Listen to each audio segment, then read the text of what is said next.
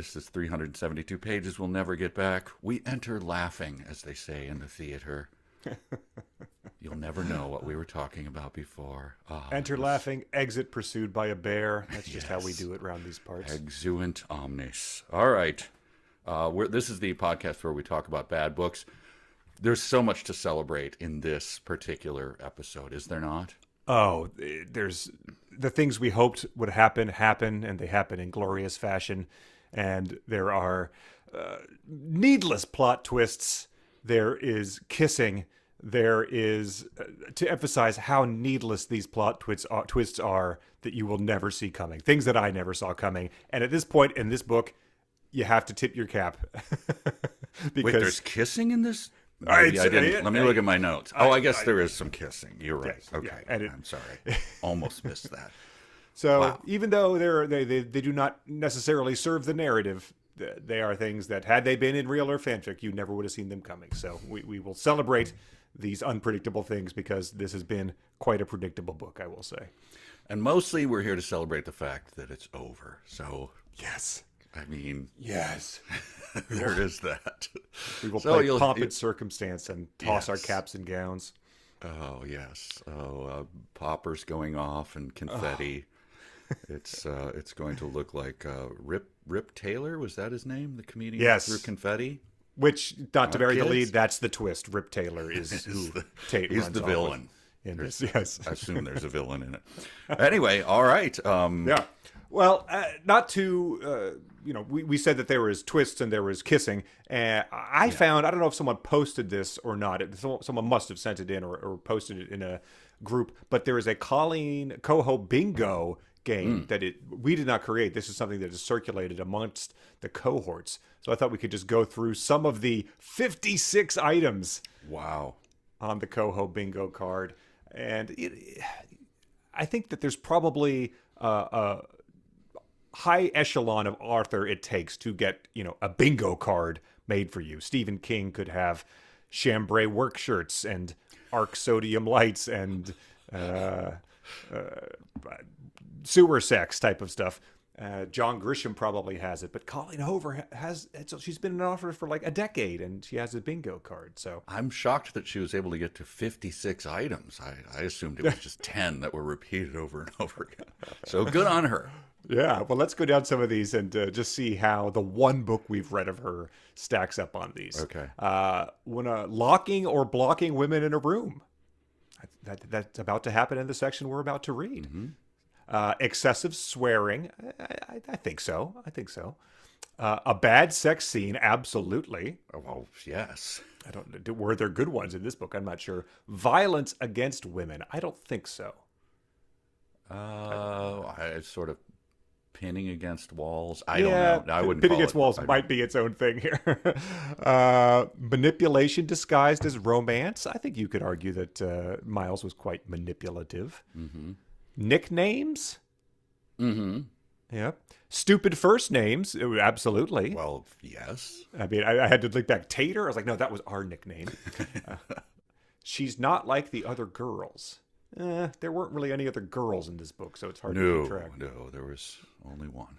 Outdated jokes? I mean, there was... Well... sharing a moment over the English page. I was going to say the interrupting cow told by an 85-year-old man. Oh, yeah, that's pretty good. Gnomes / something quirky that keeps appearing. Gnomes did not make an appearance in this, but that would have been delightful. Dropped plots. Dillion never shows up again. And his wife, that's true. Writing gimmicks such as letter writing, diary entries, times and dates, and switching perspectives. So we did get that. Yes. Dead parents. Doorbells ringing inexplicably in the middle of. Will they? Won't they? Saying the name of the book in the book, that happens. Do they say the name of the book exactly? Oh, I mean, they say a lot of like they're toying with us. Yeah, they're teasing that out. Fish teasing a song in the middle of another one, and the crowd goes, "Oh, we know what that is." Someone goes to prison or commits a crime. That didn't happen. A character is introduced and quickly forgotten. We had a birthmark that was introduced and quickly forgotten. Colleen misunderstands the basics of her character's career. I think that's a pretty. We could say that about both of our main characters here, based on all the letters that Amy was writing in about the pilot details. I want your first time to be special. I don't think that was in this one. Someone saying that? Yeah, I think so, or at least just sort of implying it, like, no, we have to wait. Like, you can't, we can't do it in the back of my Jeep. It has to be, stupid in-jokes you wish would disappear. I think absolutely. Oh, yes. Makeover scene. That didn't happen in this one. Wow. That was missing. I mean, it just keeps going. I'm better than your evil ex. The evil ex returns. I'm so mysterious, I won't tell you anything. Right after, this could all be fixed with a conversation. So that happened in this one. Mm-hmm. And, sad backstory. Teenage boys are so hot. Car crashes is the last one on the list. So. Well, that's her go-to. So that's the bag of tricks right there. Okay. Yeah, well, she used it to full effect here, most of those things. We didn't get any gnomes, however. Yeah, where did the gnomes come in? Cap? Why can't you set a gnome next to your bench there? So if you've read any of her other books, we'd like to know how much those stack up in here and how car crashes just keep coming up with these people. Because is it because they're tired after delivering a baby? Is it because they're just so enamored with the person in the seat next to them? Or are they just all bad drivers in the Cohovers? I guess I'll try to find one of the other car accidents and see if we can, I don't know, that might be morbid to look up her car accidents. I don't know. The way that this one shakes out is... it's true. It's, yeah. All right. So, chapter 31, we have been inching ever closer to the reveal of what our main guy, Miles, has been holding back from Tate about his past. And... as he grows closer to her, yet keeps pushing her away, like Chris Kattan's beloved character Mango, who pushes you away, and then when you turn your back, reaches out to you. That's exactly what I was. Exactly. Mango. Last one on Saturday Night Live in what year would you say Mango? He didn't make an appearance at the 50th anniversary concert. They didn't carve out an 8-minute Mango sketch. I was surprised. He had to get into that. What was his the little apple eating monkey? Mr. Peepers. So he had to get into that costume, right? Yes. That was the same actor. Yes. The Mr. Peepers sketch that featured Helen Mirren as Mrs. Peepers was just had got a Cannes like standing ovation. Anyway, yeah. So the plot up till now, such as it is a young woman likes a young man. The young man is adult. The young woman is an idiot. They're both morons, and he's like, "No, I have a past I can't tell you about." So they make a deal to just have sex. That's the plot. There's a pilot. He's a pilot. Yeah, he's a pilot. His friend is a pilot. Yeah, they're all pilots. Yeah. And so she's at this point in time, he's been gone for 10 days doing a piloting gig. It's not necessarily how that works, is it? Do you go and spend 10 days away from your thing unless you're flying the Sultan to Dubai or something? He may have been doing training. Sometimes you do have to. Yeah, you go to the simulator and you may learn on a new airplane, so you might have to take, to get certified on a different rig, you might have to go to that hell of a rig and get trained in on it. So that it is possible, I think. I don't know. But she though has seemingly just been waiting at home. I tried to count it up. She's left her apartment, I believe, in scenes of the book 3 times since the book has started. She's gone home for Thanksgiving. She's gone to buy curtains with Miles, and they've gone to dinner and then had sex in her car. So that is the every other scene has been her waiting for him to come home in their apartment. Yeah. There's a lot of her waiting for him. And then we're given the shocking news that the brother asks, have you told this guy? Which, by the way, that was a big tension thing. He can't find out. Then he finds out, and it's like, it's not that big of a deal. Of course. So that was nothing. But she says, speaking of not a big deal, it's not like the move is a big deal anyway. I'm only moving a few blocks away. I found an apartment that's closer to both work and school. Wait, what? I mean, at most it's a few blocks closer, assuming they're both in one direction and not in opposing directions, or in a vector on different sections, right? Sure, it could be like the hypotenuse of the two. Found an apartment that's closer to both work and school, but it's only a few blocks away. Just doesn't seem like you helped your situation that much, but whatever. I don't know. Just maybe the blocks are big. I don't know. Yeah, so she is wondering though how the move will affect things between Miles and me. But she wonders how wheat futures will affect things between Miles and her. She sits there being like, oh, like Alex Ovechkin just broke the NHL's all-time goal scoring thing. How is that going to affect things between Miles and me? Because that is the only thing she thinks about. So this move of just a couple blocks, even though it brings her much closer to work and school, she is concerned about how that will affect Miles. And in case you were uncertain about that. Corbin rolled his eyes, to which she says, I assume this is internal monologue because it's in italics, he's still adapting. And I was like, what is he like a Terminator or something? And he's like just learning. Is he AI? And what is he adapting to? Yes. And then she repeats it later. And it's like, oh, she's talking about that. Like, ugh. Just irritated me. He's adapting to what? He's processing my "you can't hurt anybody" orders. Why not, Tate? I cannot kill, must only hurt. So then Miles comes back in from his 10-day training session, and he bursts in like Kramer because we're told that that's what he's able to do. But then he goes up to her and he says, he goes up to Corbin's cooking. He says, "What are you cooking?" Miles leans against the wall and folds his arm across his chest, but his eyes are scrolling up my legs. So he's checking her out like he's in a Van Halen video. Mm-hmm. And then the next sentence is, they pause when he sees I'm wearing a skirt. So he really didn't notice that. And he was actually looking down, scrolling up piece by piece. And then we make that joke all the time where someone in a Riff Tracks movie, it pans across the room and they talk about how slowly he looks at a room. Yeah. Even though when you enter a room, you see it all at once. But he really was just sort of skirt detected. Yeah, he was doing was John Hughes liked to do that. A character would show up, right? And then some familiar music would play and, or a blues riff or something. And then you'd show their shoes and like, oh my gosh, what are we going to see here? Like, I think we can look at a person all at once. I don't think we need scan, and that's slowly. And also, she was able to track his eyes.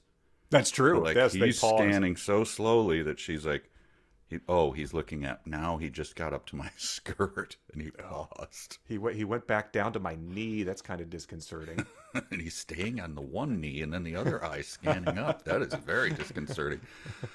He walks into the kitchen. I see the smile that wants to spread across his face when he sees me, but he keeps it in check when he sees Corbin. So suppressing smiles is a big part of this book, but mostly lips are mashed back into non-smiles. So I don't know how he suppressed it here. That is sort of like a Kleinian inverse, because Klein was always feeling the goofy grin spreading across his face, but she's able to detect the goofy grin that wants to spread, yet it's unable to. Yes, the grin wants to. He has no, he's not an agent in that at all. It's just the grin.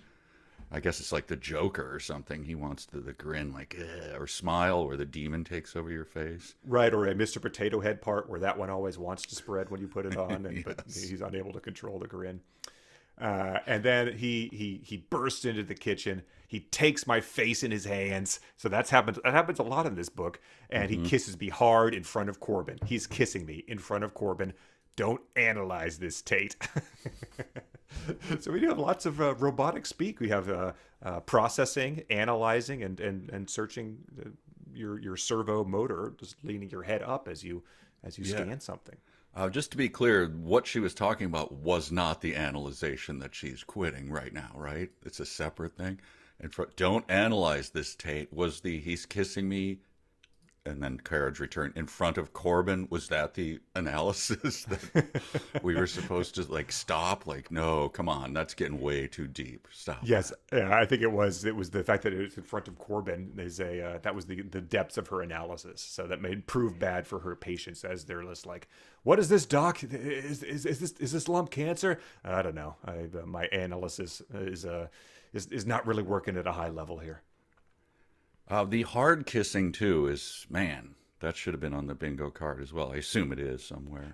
Yeah, I should have looked for bingo card for kissing. Let me call it up one more time, just to see what level of kissing is on Coho Bingo. Because if other books don't have this level of kissing, forehead kisses. That was one. Oh, well, there's a lot of top of head kisses in this particular section. Correct. So top, forehead, it's pretty close. Yeah. She says, "You missed me," teasingly, and that causes him to pull back. You would have think I just told him I loved him with the way his body tenses up. So even though he came in, kissed her in front of her brother, he was unable to handle her saying that, like, "Oh, you missed me," because he thinks that is like a sign that he's expecting a future, I guess, violating rule number 1 or 2. I can't remember. I mean, when you slowly scan a person and stop at their skirt and everything, do you have a lot of moral high ground to stand on? Like, how dare you say you missed me? Just let me stare at your skirt. Come on. This is not hard. And because of that, his pulling away, she says, "I can't explain what happens to me because I don't know." Okay, well, you're the person in charge of your own brain, but that's fine. But it's as if every single, so you do know, thing he's ever said and done that's hurt me impales me all at once. Every single thing he's ever said and done that's hurt me impales me all at once. Okay. That sounds deeply unpleasant. Mm. I just can't, like, so I don't know whether, your life flashes before your eyes is a term. Like, did she see everything? Because there's been a lot. She's been hurt a lot. Remember, her heart cracks like hundreds of times. Oh yeah, she melts to the floor. She's ruined. I think he kills her. Quote quote. Yes. So anyway, that all happens at once. So it seems like that's Sauron's tower crumbling or something. Like, it cannot be. It goes on for like 5 minutes. And orcs are scattering and. That's what it seems like when everything that's ever happened to her, he impales her all at once. Yeah, and that's on the heels of her saying, "I'm hit by a reality check, but it feels more like a meteor." So she's just been hit by a meteor, but now she's impaled all at once by everything he said that's ever done, and that's hurt her. That's mixing some metaphors there. That's one of those when you read about a guy who gets struck by lightning and hit by a car at the same time. And it's like, well, that's bad luck, lady. I don't know what else to tell you. You were just the one. Yeah. Wow. She holds her breath again. Didn't she hold her breath? And I breathe for the first time in what feels like a month. So it felt like she was holding her breath for a month. Well, she's got some David Blaine in her, I guess. She's a free diver. Yeah, free diver. Yeah, I think that was brought up in reading 1. Because she held her breath for some period of time, and I looked it up. And okay, wasn't there a guy who's like, it's like 27 minutes? It's something insane. It's like so far beyond. And then she asks him, like, "What did Rachel do to you?" Because she's tired of this, and he says, like, "Get out of here." And so he says, "Go home." But then as she's going for the door, he slams the door shut. So there's your Coho Bingo one right there, and. He doesn't back away. He's so much more intimidating in this moment than I've ever seen him be before. I couldn't remember if he had actually been intimidating other than our jokes about him, because she would be like, he's looking everywhere except me. He's staring at a point 2 inches from my shoulder. Her study partner was like, I don't want to wait for the elevator by myself. But so I guess that was intimidating. But yeah, oh, that's right. Other than that, he just seems sort of just like a boring dipshit. So. Well, if you think that was intimidating, his hands grip the back of his neck tightly, and he remains in this position for a solid minute without moving. A solid minute. Mm-hmm.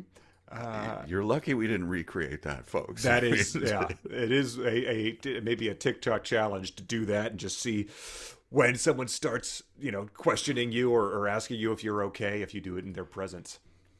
Just walk into your significant other, grip your neck tightly, and do it don't move for a full minute and see what happens. By far the book with the most challenges we've issued to our listeners. By far, yes. And then based on gripping his neck for a minute, she says, "My heart begins to ache when I realize what's happening." When do you realize what's happening here? Because it's once he stands there, does it happen within 20 seconds, 45? But what's happening is he's breaking. "Oh God," he whispers. His voice is completely pain-ridden. "What am I doing to you, Tate?" So it really does seem like this could have happened at any point in their relationship. There's nothing super unique about this whole thing. But then he starts crying, and he's cried before, she's cried before, but it does sort of make you happy that he starts crying.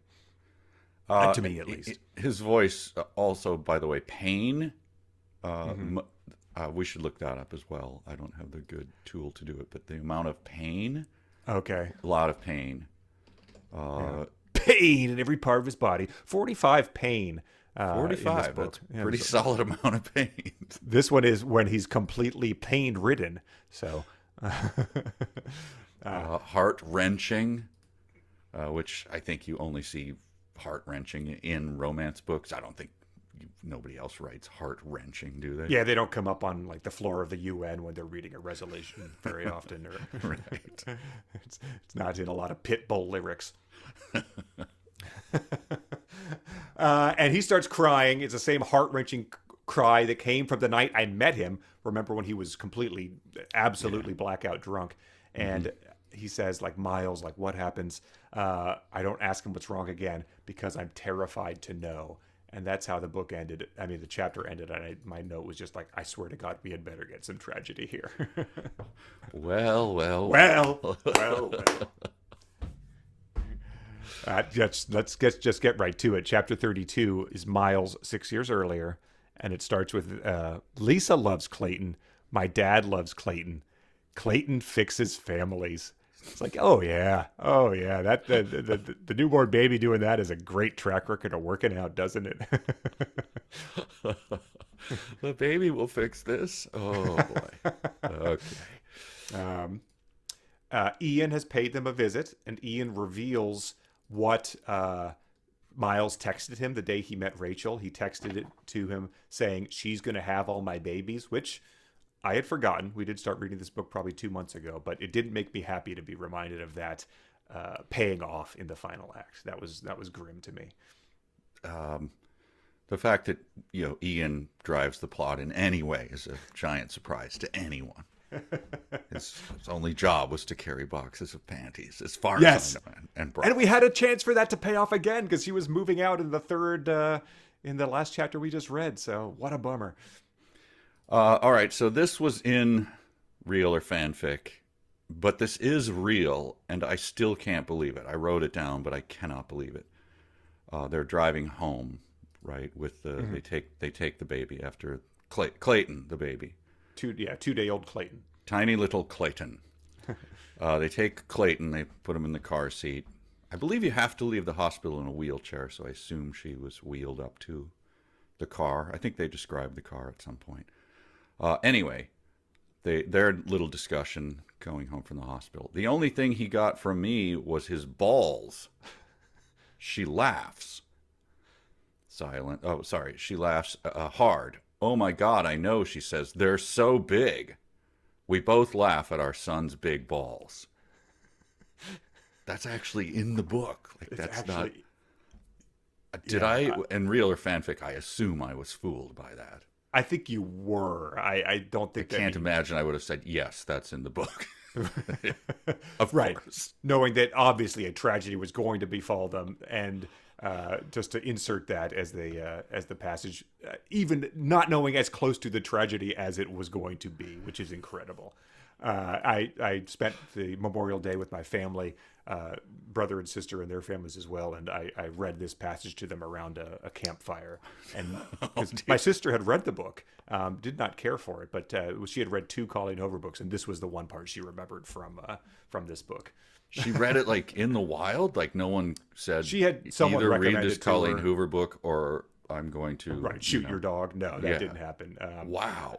I wasn't in the mood to sort of give her make her stand trial for atone for her sins at this point in time. But she did. She fortunately did not say, "How could you read that for your bad book podcast?" She very much understood where I was coming from. Okay. She talked about how some of the bingo stuff, like it just, a woman gets abused, but then thinks like, how can I change him type of thing. So she did not approve of that. Right. He says, it's me and Rachel and Clayton, my family. And that was just sort of like laying it on thick. Mm-hmm. I want Rachel in the front seat with me, but I love that she's riding in back with him. I want to tell her I love again, but I think I tell her way too much. I don't ever want her to get tired of hearing it, so do not let her read this book, because that was... I love how much she loves him. I love that I'm attracted to her. I love that Mack truck failing to signal in the in the distance. And so at no point does it ever really say we pull out of the parking lot and start driving home, but it does start happening because it says, I can't stop staring at you, Rachel, but I do stop because the oncoming traffic is brighter than it should be. I was reminded of, there's a song that I used to play, and when I'm in someone else's car, I'm like, hey, can I have you take over your Spotify for a second? It's an old Ted Nugent song, and it's called Terminus El Dorado. And it's about a young girl who steals daddy's El Dorado, and they take a joyride, her and her friend. And the one verse is, they did not see the tandem gravel truck passing on the curve. Look out, look out. And then screams an explosion. And wow. It's a great song of a car wreck. But that's what this reminded me of. I was like, all I could hear is Ted Nugent singing. If you don't, you have Spotify, just pull it up. Play for your friend without comment, Terminus El Dorado by Ted Nugent, and just say... Sort of the more hard rockin' version of Last Kiss, where they go back for the ring. Isn't that the, oh, where could my baby be? Yes, the yes. Lord took her away from Bridget and I played for a couple of those kinds of songs for my son and his wife, and they're like, what is this? Yeah, it was a whole genre. When were these popular? It's like... Leader of the Pack, right? We played Leader of the Pack. They were like, is this real? Big hit. Why would you want to listen to this more than once? You know the story, and it's pretty basic. Yes. I think I should just read what happens here, because there's been so much build up to what happens here. Yes. But think about, as you get to the emotional crux of this story, how long this must have taken to write. And 90 seconds, just my hands grip the steering wheel, too bright. I've always heard your life flashes before your eyes in the moments before you die. In a sense, that's true. However, it doesn't come at you in sequence or even in random order. It's just one picture that sticks in your head and becomes everything you feel and everything you see. It's not your actual life that flashes before your eyes. What flashes before your eyes are the people who are your life. Rachel and Clayton. All I see is the two of them. My whole life flashed before my eyes. The sound becomes everything. Everything! Inside me, outside me, through me, under me, over me. Rachel, Rachel, Rachel! I can't find her. Clayton, Clayton, Clayton! It's wet. It's cold. My head hurts. My arms hurt. I can't see her. I can't see her. I can't see her. I can't see him. Silence, silence, silence. Deafening silence! Is this the section you read around the campfire for your family? No, I just read the balls part. Okay. Yeah. I'm glad that seemed like I'd rehearsed it. That would be a good monologue to go and get cast in a community production of something. Yeah, the first, the producers down in the second row of the theater with the board on the seats and everything. Thank you, Mr. Listoka. I think that's all we need. Don't call us, we'll call you. It reminds me of The Disaster Artist, when you sort of see what Tommy Wiseau was doing at his acting lessons. This seems like a monologue he could have given. Deafening silence, Lisa! And Mark I guess I got to work with that guy. And I guess he drove them off a bridge. It's wet. There's water. It's wet. Water is in the car. She says, Miles, help me. I'm stuck. Yeah. He kicks his window out and breaks the glass because he saw it in a movie once. So that was funny. He didn't. I hope he wasn't trying to like drive off the bridge and onto a tanker truck like he saw in a Fast and Furious movie, and that's what this would really impress the 2-year-old. I guess he wasn't watching MythBusters or anything. He just saw it in a movie. Okay, Right. I assume that's not something that's easy to do for your average 17-year-old idiot. But and then you get this little thing. She can't get out. Her seatbelt is stuck. It's too tight. And I just okay, sure. A seatbelt stuck is sort of like there's no signal in a horror movie. Just something that probably only happens in movies. I don't know. it's like I cannot stand the movie Flashlight thing. Like it's 100% of the time shaking and bashing the flashlight, and then the flashlight goes out. Like, where are you getting your flashlights? I have one in a drawer I bought 10 years ago that you turn it on, you're like, oh, it's still good. Okay, I could change the battery, but I never have to whack my flashlight. Right. Where are they buying flashlights? Al's terrible flashlight depot. Maybe if you took it out, like lick the battery, switch the order around, that sometimes helps if it's really old. And then he tries to get Clayton out, but he can't because his seatbelt is stuck too. So I mean, one seatbelt, you got to think you just have some bad luck, but two is just bad writing, I would say. Does he mention the car because you don't want to, Kia, I'm looking at you. Let's fix that seatbelt issue. Yeah. Two people in the back can't get out. The seatbelt recall I ignored. Damn it. They hacked into my car. You got to have that thing hanging from your rear view that you can bash the windows out with, and then you can cut the seatbelts, right? Don't you have that? Wow, is that like a tactical tool they advertise? Yeah, it's a little tool. Cable? It just hangs from and it has the little sharp point of a hammer, and you can just punch the window out. Wow. And it's got a hidden blade under that you just put across the seatbelt and slash your seatbelt off. I bet Dillion has one of those. Dillion. Put it in your hanging for your window, babe. It'll save you if it ever comes in handy. Let me scan your legs. I'm going to spend a little more time on that skirt because I'm Dillion. And then it says someone is reaching through my window, and it would have been just great to have some guy be like, "You drove into my backyard pool, idiots! Like, this is really going to cost you, man." I got to fix my whole fence. I was really, really annoyed by obviously the center justifies, like, okay, we're doing this again. All right. But then the differing sizes of text was just oh, God, stop this. I'll read some of that one and just sort of try to do it justice because we have the ebook. So I was very curious how big it might have been in print. Did it get like Man Walks on Moon style 64 bit font? The water is coming through my window now. The entire backseat is water. Everything is water. I give him Rachel's hand. He helps me get her. This is the guy who's rescuing them. He helps me get her out. Everything is water. I try to find him. I can't breathe. I try to find him. I can't breathe. I try to save him. I want to be his hero. I can't breathe. So I just stop. Silence. Silence. Silence. Silence. Silence. Silence. Silence. Silence. Silence. Deafening scream. Yeah, fully down into ASMR there. Silence. Yeah. Silence. Yes. Very annoying. Very hard to read. Anyone who reads that can't be happy about that, right? I can't imagine. The whole, as we get into this more, the idea that someone could be reading this and filming themselves sobbing about it for a TikTok video, I wasn't happy about that when we started this book. But when you see what actually is the emotional moment of the book, it makes it much worse to realize sort of what that would be. Because, when I read this, I see that it says silence on the page 9 times, and I'm able to skip ahead like that. There's no weight. There's nothing that differentiates those as I read the way that a more artful author could use repetition to their benefit. True. It's you don't read the first silence, then like, I gotta read more here. Yes. Silence. Oh, okay. Same kind of silence. Yeah. All right. Let's read on. I was thinking though about that he's pulled up into a boat. I guess they both are, right? Yes.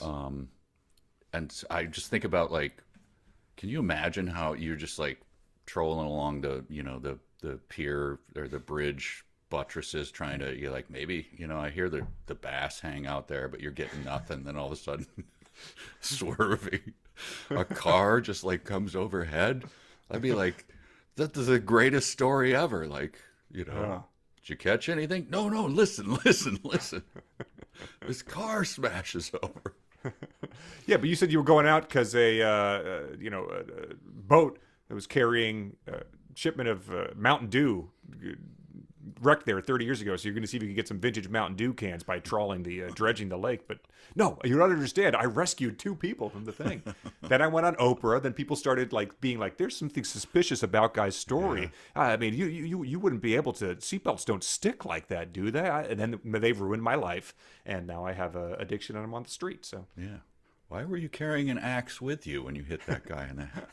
Well, I had dredged it off the bottom of the lake. In this type of water, an axe wouldn't rust like that. Oh no, the internet sleuths are on me.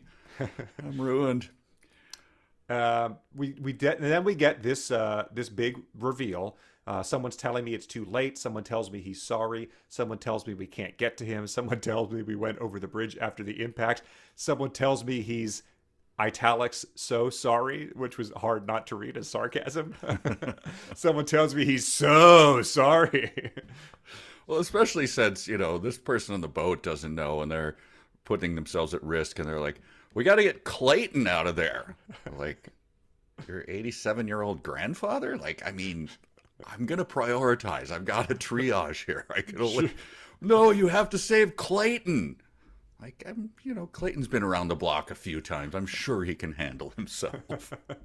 Yeah, I'm not jumping back in there, sir. That thing is sunk like a stone after you kicked the window out like an idiot. And then more varying fonts, if you want to take a stab at reading the varying fonts there.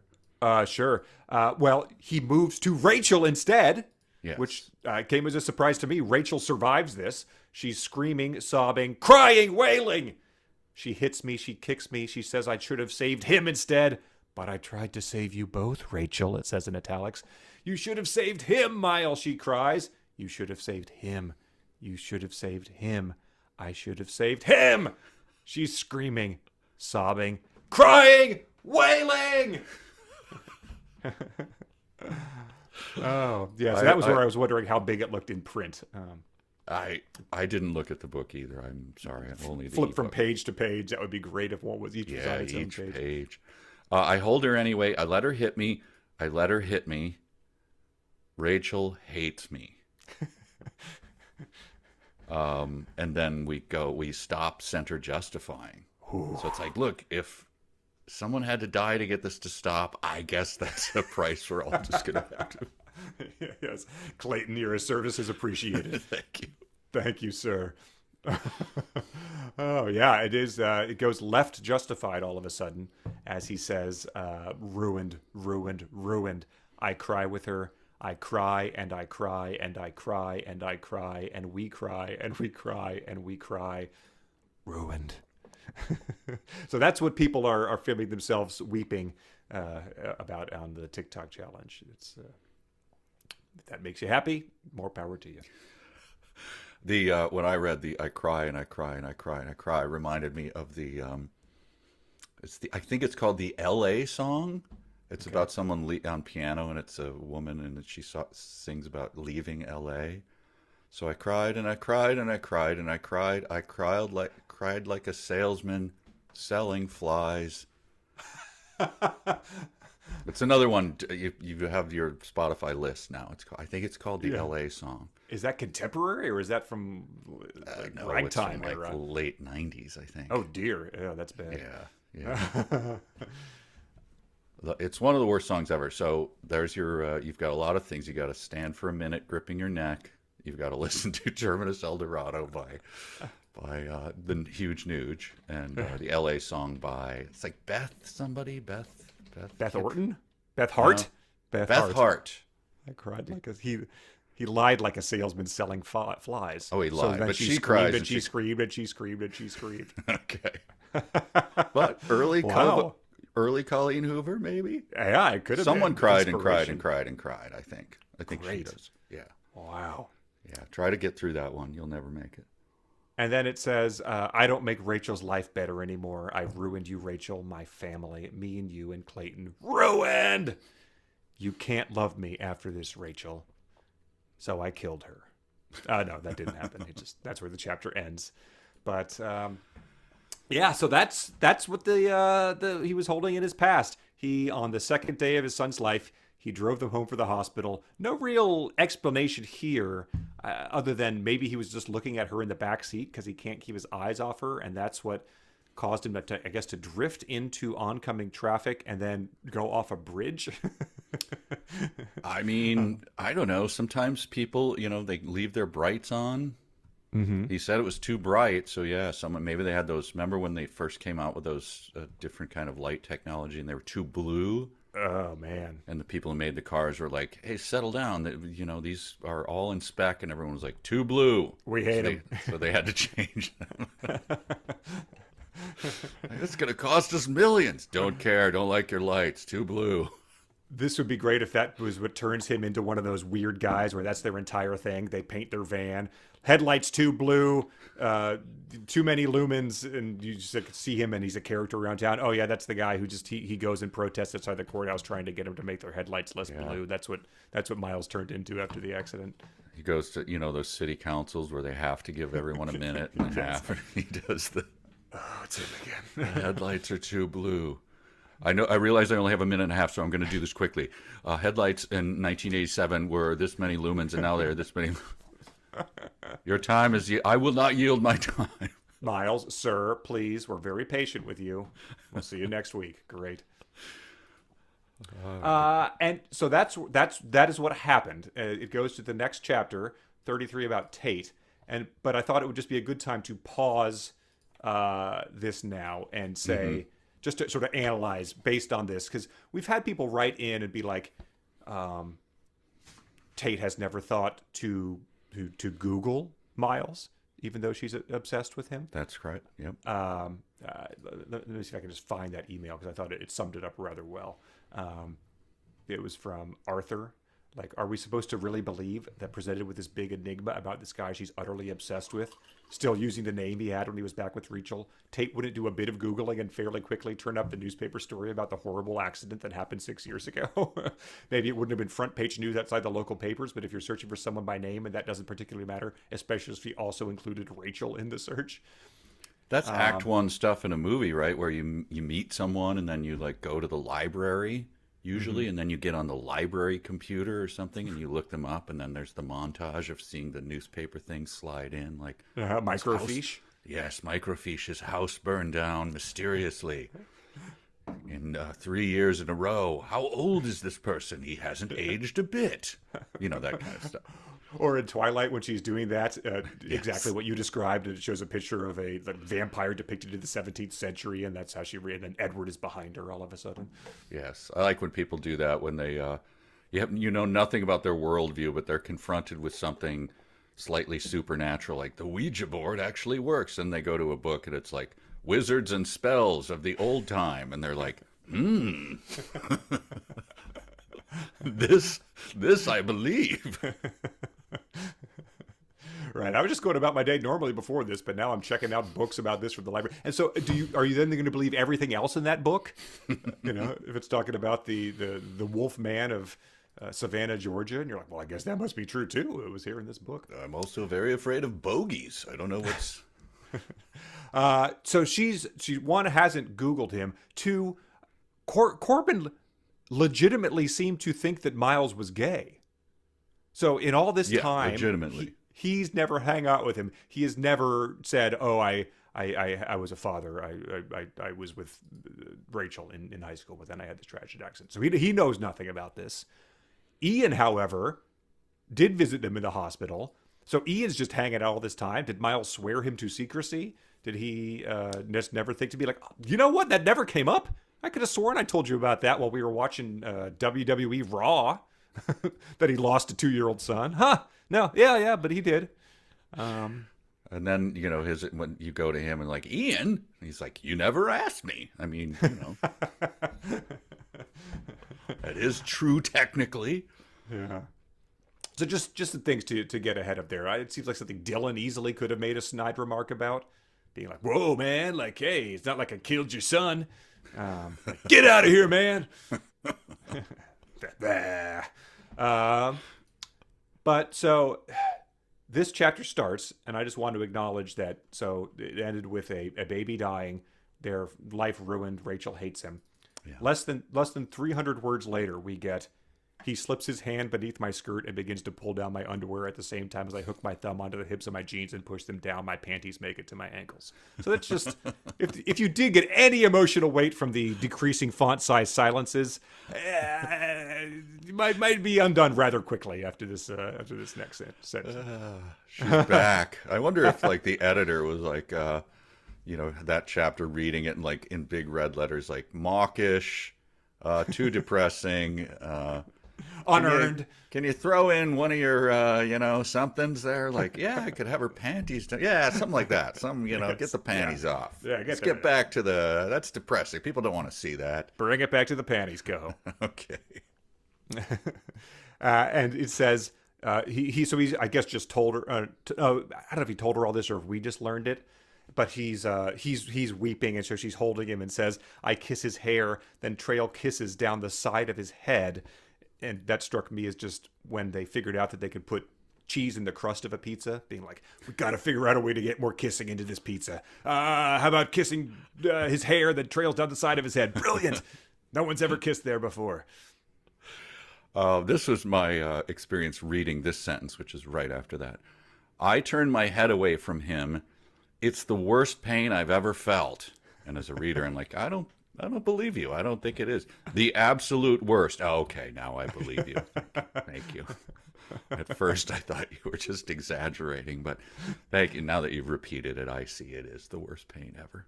Yes, that is a different. I feel about those differently. Like the worst pain is different than the absolute worst pain. That's true. Yes. Different concepts for me to process, and I am a 7-year-old caveman. That is the extent of my intelligence and emotions. And then it says, I'm going to read you this next part, but what do you think is some of like the best depictions of love or romance in popular culture, fiction? Just either the highs of it, the happiness of it, or the deep feelings that you come along with it, like a movie scene or a song. Like I wrote down like Jackie Wilson's Higher and Higher, just the exuberance that fills you with, or Into My Arms by Nick Cave. You might even have a cheesy movie scene like the, what is the movie? Philadelphia Story. He's like, just be my redhead. Something like that. And then you get this. Okay. His hands move to the back of my head and he presses his mouth to mine hard and painfully. He moves forward until my back is against the floor. His hands pull up my shirt and he's kissing me desperately, furiously, filling my mouth with the taste of his tears. I let him use me to get rid of his pain. I'll do whatever he wants to me as long as he stops hurting like he's hurting. So where does that rank up there with your just depiction of love and happiness and romance in the fiction canon? Well, as you were saying that, I was thinking like, I guess, Sweet Thing by Van Morrison. Sure, that's a great one. Where it's just like, man, that just reaches such heights where you're like, whoa, I got to hear that again. Transcends, Yeah, that's that. But then, so I guess he uses her. I don't know, maybe I had to skip that. I don't know. But she... Well, yeah, they get busy and he calls her Rachel, though, as they're... right, that's the one that I think humping away. Yeah, that was in the... fanfic. That was, fairly obvious that was going to happen, of course. Yes. So surprised that it didn't happen earlier. But she says, I shake my head, but the tears won't stop. Somewhere deep inside me, I feel something harden. Something that was once liquid completely freezes. And it's in that moment that I know this is it.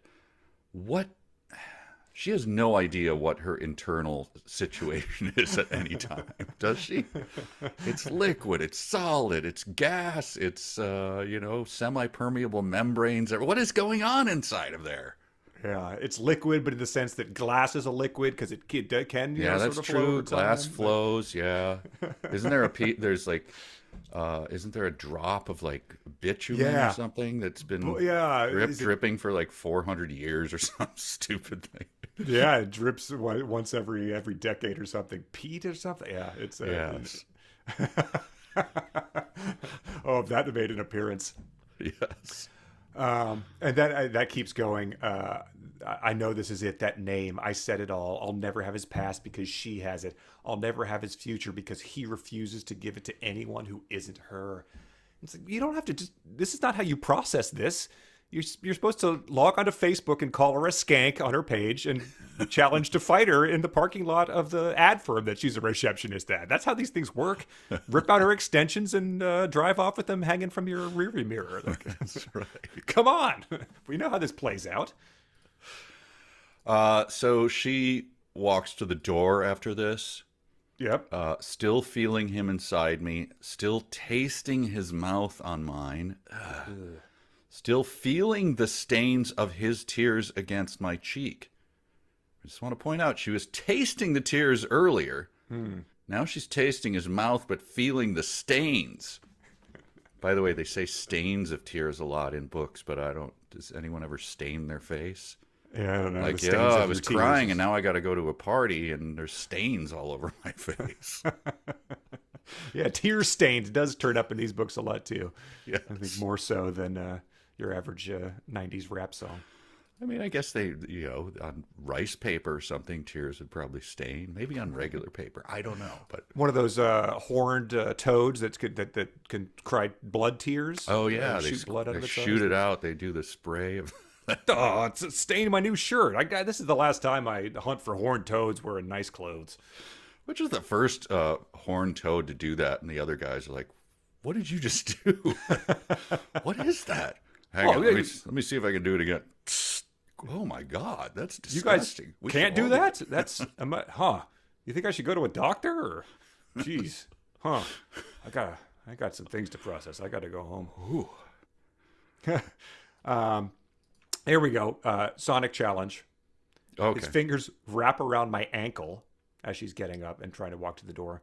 Oh, right. Tate, he says, his voice riddled with everything. Okay. Ooh, boy. So your voice is riddled with everything. Pain, happiness, sesame seeds, ennui about whether the twins are ever going to win it all again in your lifetime. Annoyance everything. Because when you go to the self-checkout, they ask you how many plastic bags you use so they can charge you 5 cents for them. And you're just it's not a big deal, but you're still kind of annoyed by that. And it's okay, and then it's also got to convey, how when someone hands you that candy box, but you don't look at the thing, and you just like, I'll just take this one because it looks good, and then you eat it, and just like, oh, I do like this one. I'm glad I picked this one. So that's in there as well. Right, modest surprise. But also when you get the one you don't want, and then you're like, well, now I have to eat it because my host just gave it to me, but it's nougat, and I don't actually like nougat at all. Mm-hmm. So that's in there as well. The sort of sense of not wanting to look like you're waiting for someone to finish on the treadmill at the gym, but like you sort of want to make your presence known, but the guy is a little bit bigger than you, so if he gets annoyed with you, he might be able to beat you up. So right. The sense also when you're walking behind someone, but they're not at the pace you want, but if you go around them, you kind of look like a jerk. So then you have that feeling of like, I'm going slower than I want. But it'll just look weird if I try to pass you. Okay, that's in there as well. The sense you get when you delay the phone update to do it at 2 a.m. in the morning. It's not really that notable of a feeling, but it is something that happens, and you're just like, should I do it now? And I'll wait till 2 a.m. when I'm asleep. Okay, so that's in there as well. That is all going to affect the way you say Tate. Okay, here we go. Everything is in it. Yeah. All right. My food allergies? Everything, yes. Everything, Even okay. Dang. foods that you're not allergic to as well. Foods you might be allergic to but haven't tried yet.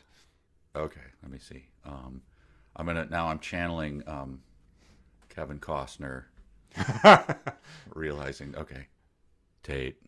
Yep, everything. Okay, It was full of everything. Perfect. Yeah. Every single emotion wraps itself around each letter of my name as it comes out of his mouth. Wow, everything, everywhere, all at once. Is that the name of that movie? That was. So yeah, your opinion about everything, everywhere, all at once was wrapped up in there. Okay. And then this is how it ends. She opens the door and walks out. I close the door behind me. It's the hardest thing I've ever done. I can't even walk the 3 feet back to my apartment. I collapse in the hallway. I'm liquid, nothing but tears. Okay, so she is liquid. Yeah. Yes, she's liquid, and that's the liquid is has to do something with the drowning, and I put that together a little later than I probably should have, but it also didn't make me happy the same way I was happy about the I'm going to have all your babies text message. Do you think that's connected? Do you think she meant that? I don't know.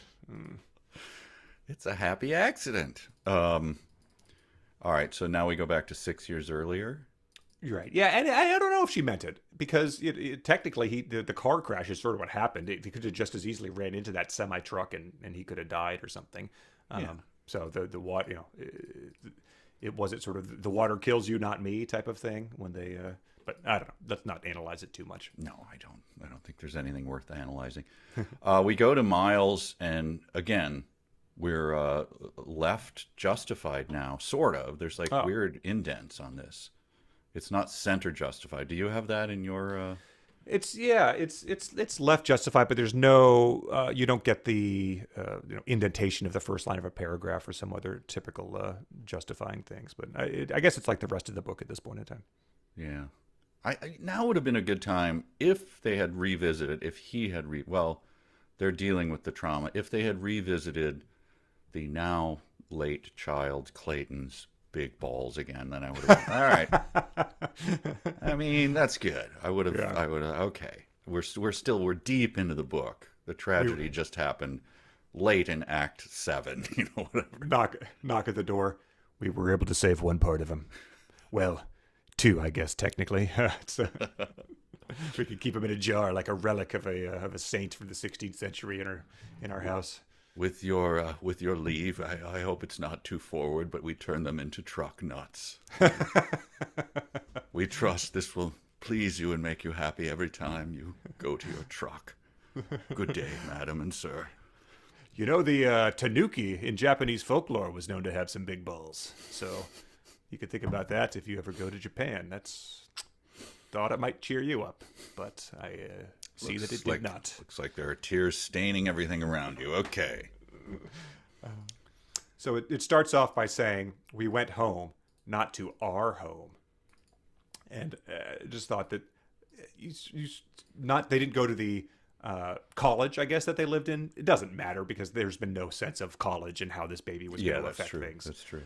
But it does sort of make things awkward, just like, hey, Rachel, could you pass the salt? Like, oh, here you go. Please don't drop it off a bridge if I'm passing it to you. You're going to throw that up at me again. All right. But then it says that she starts laying on the ugly stuff pretty thick in these parts. I don't understand how it can be so perfect, how life and love and people can be so perfect and beautiful. Then it's not. It's so ugly. But, you are 18. What you don't understand is rather vast at this point in time. Right. So you really shouldn't take it as the fact that you don't know what's going on here should not come as a surprise to you. You've never done your taxes either. A lot of crying, a lot of tears, a lot of water in this section. A lot of kissing, of course. Did I say that already? Of course. Yes. She does kiss me. She kisses me and takes off her shirt. So again, like, let's get back to what you're good at there, sweet cheeks. Yes, okay. We knew what this was all about. She's kissing me like she loves me, and then it goes back into center justified. Yeah. What was her reason? Like, because she's become the center of his world? Was that, and so then he centers I don't his writing? think... I don't think she ever explicitly laid it out that week, but I guess things were in balance, or again, to try to analyze this the way you would a real work of literature is a futile gesture. So anyway, it's just center justified for just a moment, which is just kind of like someone, when you're on a flight and the kid is kicking the back of your seat, and then it stops for a long time because the kid takes a nap, and then all of a sudden wakes up for a second and kicks the back of your seat, like, oh, that's right, I got this going on. It almost makes it worse that you had that interlude. That's what this is like, where suddenly it's center justified. Yeah, the kid's still back there. That's right. Okay. Yeah. So they I think they get busy one more time, and I was holding out hope that there was going to be a muffled gunshot when he goes back to his room or something, or the reveal that they took Clayton to the pet cemetery and tried to bury him, type of thing. But it all just seems pretty straightforward, and he gets a Dear John letter that my mother is taking me back to Phoenix. We're both staying there. It's all too complicated in between the two of them now. Your father already knows. And so he not only ruined their relationship, they were never married, were they? Rachel and Miles? Oh, I don't think so. Yeah, they had a They didn't graduation go to Vegas. ceremony. Yeah, But, yeah. okay. But so, yeah, he tore apart his father's family as well, which I guess is a testament to when your child knocks up the girl who's also living in your house, you probably should offer some parental guidance instead of punching him. It just sort of might help things work out in the end for everybody. His interjections in the letter, by the way, are just like infuriating. Just like an idiot. She's writing, my mother's taking me back to Phoenix. We're both staying there. Clayton brings families together. Miles rips them apart. And then he like continues reading. Oh, hang on, I better finish this.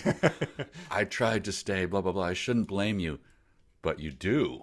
Like, so I guess he's doing that to the, sitcom audience, or it's like a Shakespeare thing where someone goes, hang on, and then just steps to the side and does a full monologue as the other people just stand there. So anyway, he's doing that, I guess, to an audience out there. But he's reading it the same way. He looks at, he gets to the skirt, he stops looking.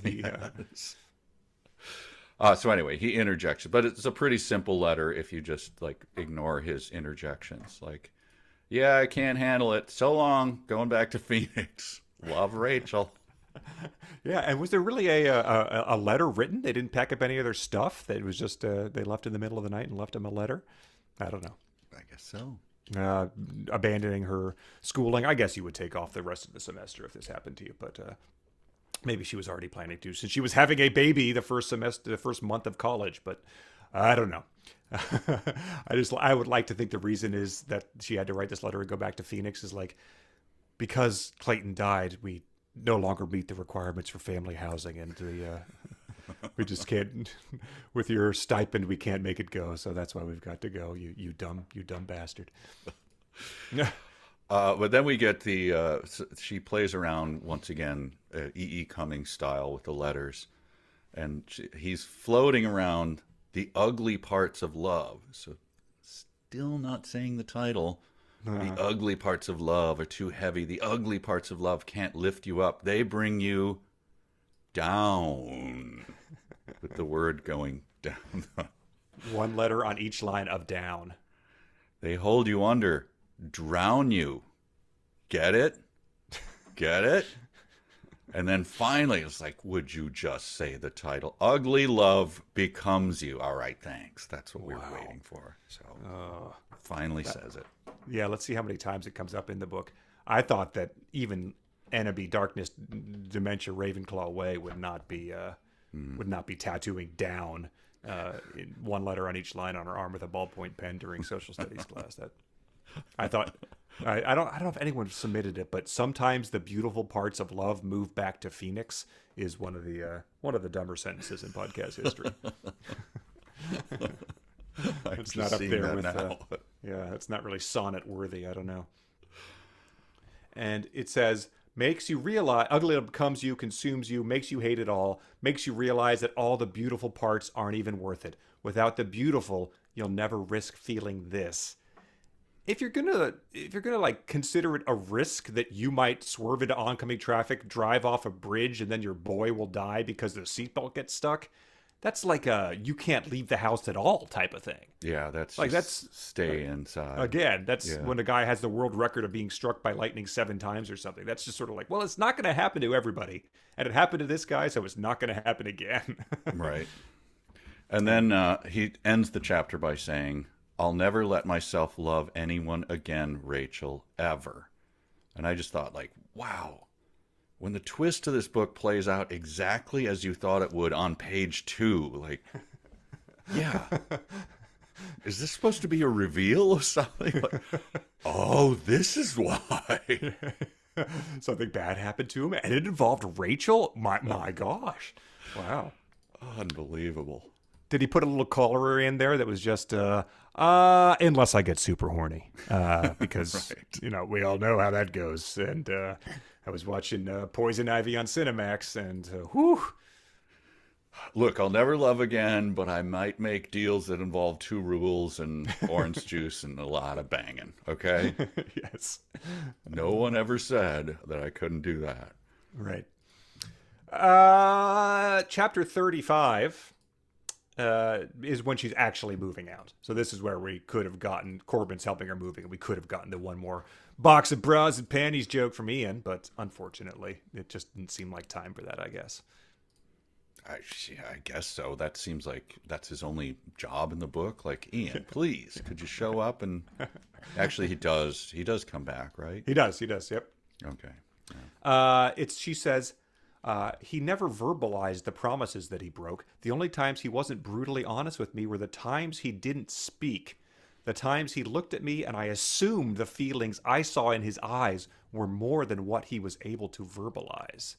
So that's the same defense my roommate used on Judge Judy when he got drunk and ate a calzone I was saving for later.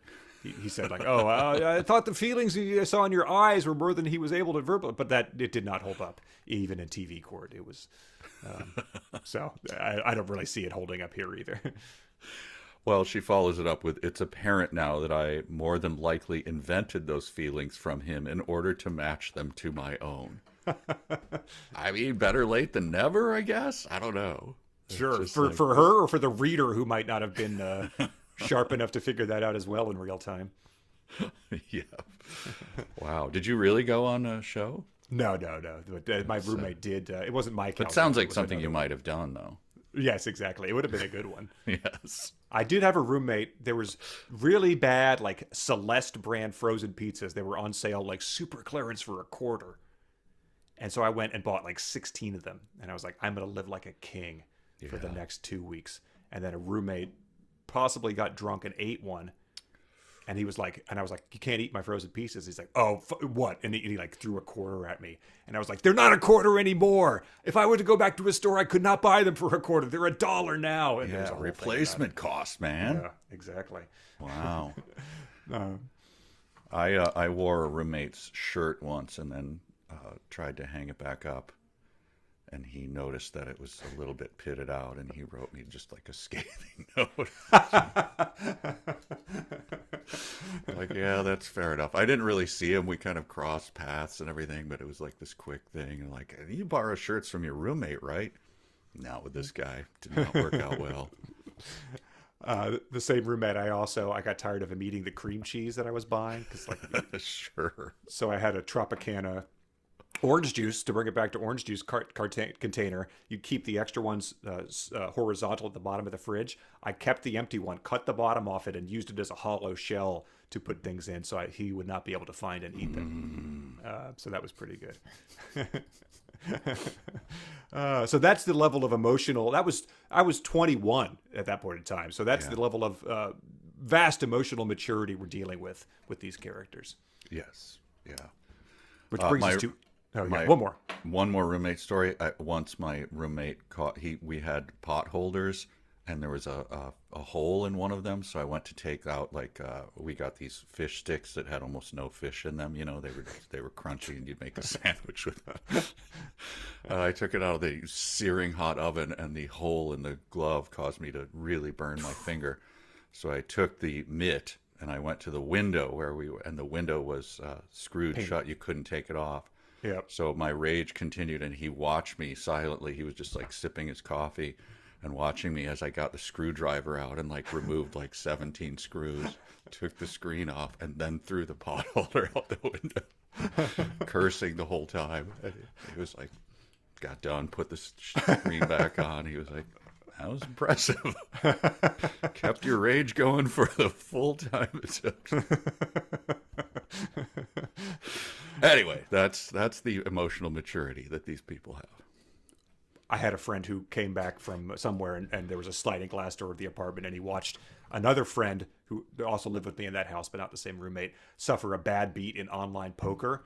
And as he was sort of just about to come in the door, but he saw that something was happening inside, he watched that friend stand up, sort of rage like a gorilla in an ape house, take off his shirt in frustration, and then pick up the desk chair he was sitting in and sort of shake it like like an old man shaking his cane without his shirt on, and then just sort of gradually realize he got that feeling he was being watched. So he turned around shirtless, and saw the other friend who was pursuing his doctorate in biochemistry outside, being like, "Are you done? Are you done shaking the chair shirtless in the apartment that I get through student housing? Because if you are, I'll come inside now. But I wasn't about to do that while you were."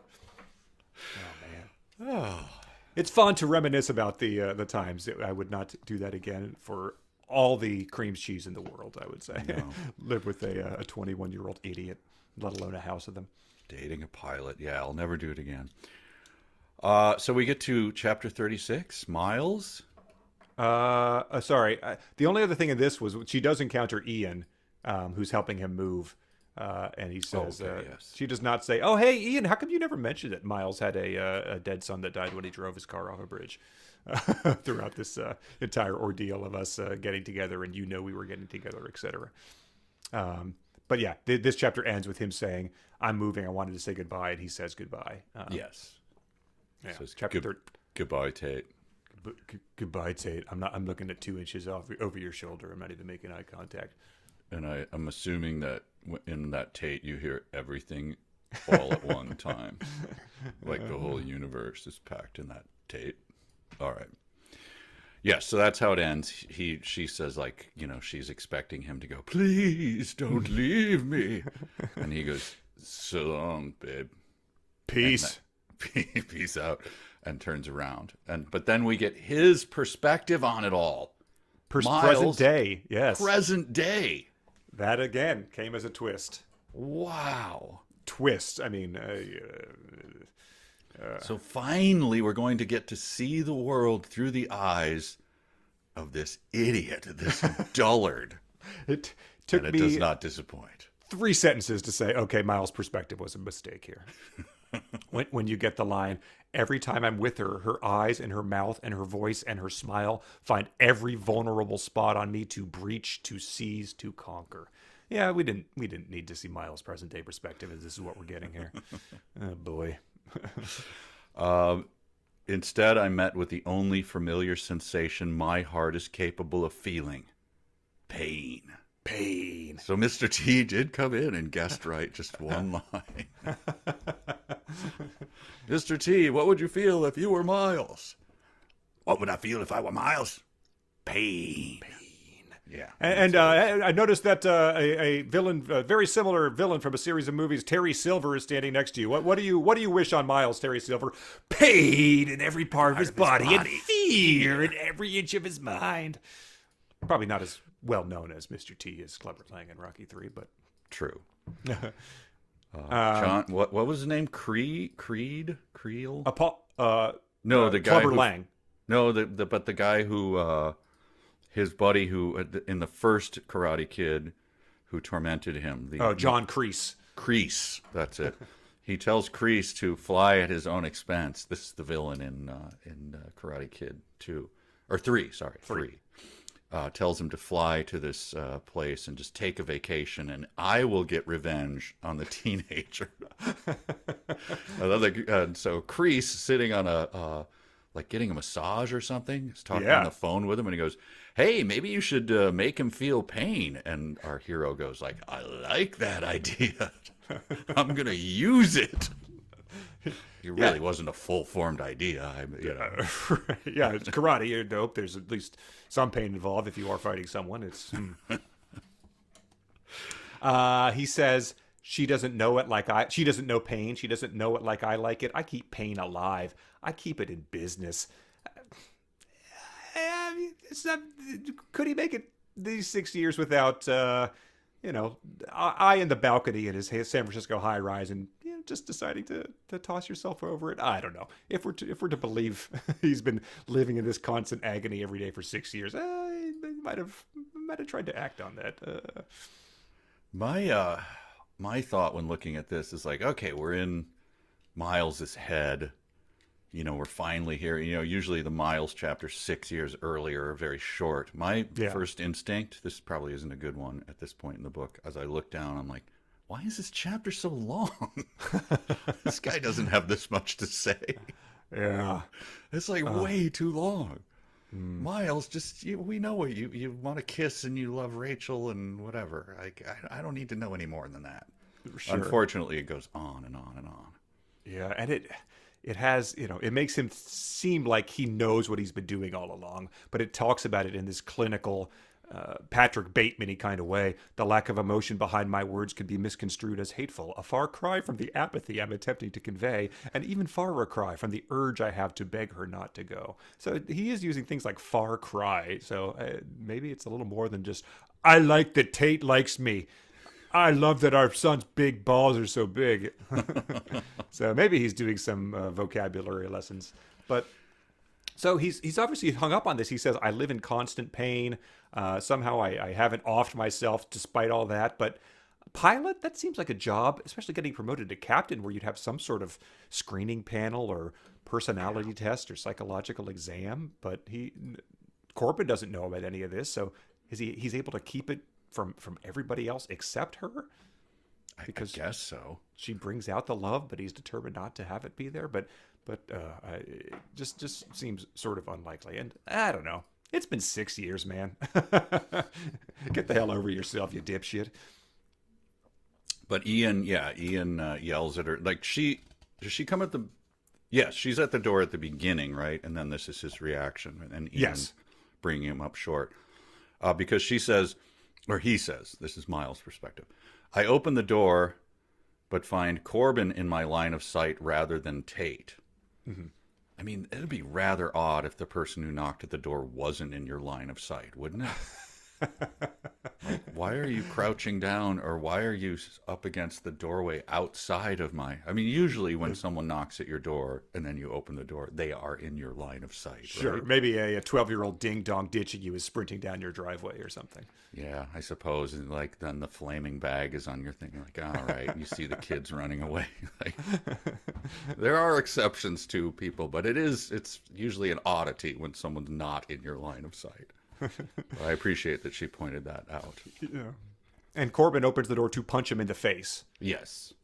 Which, it's you got to take the moments of joy where you can here. And Miles getting punched, I'm all on board. Mm-hmm. And then he sort of says, I think he punches him, and then Ian is like, what, you got to go after her, man. But he goes to his bedroom and says, I'm really not in the mood for this conversation. Good thing I know how to look at people without actually seeing them. It's like, yeah, I just don't believe that you're capable of that kind of self-analysis, that any of this has intention behind it. Yes. And as he's being, Ian is upbraiding him, like, wow, what the hell, man? What are you doing? And he makes a joke in the middle of it. Oh, Ian says, like, I've watched this zombie walk around in your place. I'm not a zombie, I say flatly. Zombies can't fly. Ian rolls his eyes, obviously not in the mood for jokes. Like, oh, okay. That was... I had to go back. Where is this supposed joke? That zombies can't fly. And, yeah. I will spoil it that was one of our most submitted dumb sentences ever. Okay. Wow. All right. So, great joke. It is a great joke, and I'm sure that there is a zombie pilot movie that has been made, probably by a Polonio brother, that took them probably less time than it took to write this book, which is saying a lot. Her analogies, by the way, they seem to be somewhat singularly focused. This is Miles again. It's as if his words have created an avalanche out of the glacier surrounding my heart. I feel chunks of hardened ice break off and fall next to all the other pieces that have detached since the moment I met Tate. So people's hearts are cracking. There's chunks of stuff. There's liquid. There's ice. There's water. There's gas. There's avalanches, glaciers. But she can't seem to get away from it. That's the So only thing she's got. all the other pieces have just been sort of sitting there since since Tate's been there. They haven't those haven't so. melted. It must be causing some sort of blockage. Again, as a pilot, you probably have to have an annual health exam to make sure you're doing this. The doctor is going to be like, "There's a lot of pieces of glacier around your heart. That's not good. You're pulled off of flight duty." Yeah, but the way that Ian gets his heart to do that, I don't even know if it's melting or shattering or avalanching. Glaciate, deglaciate, sure. I don't know.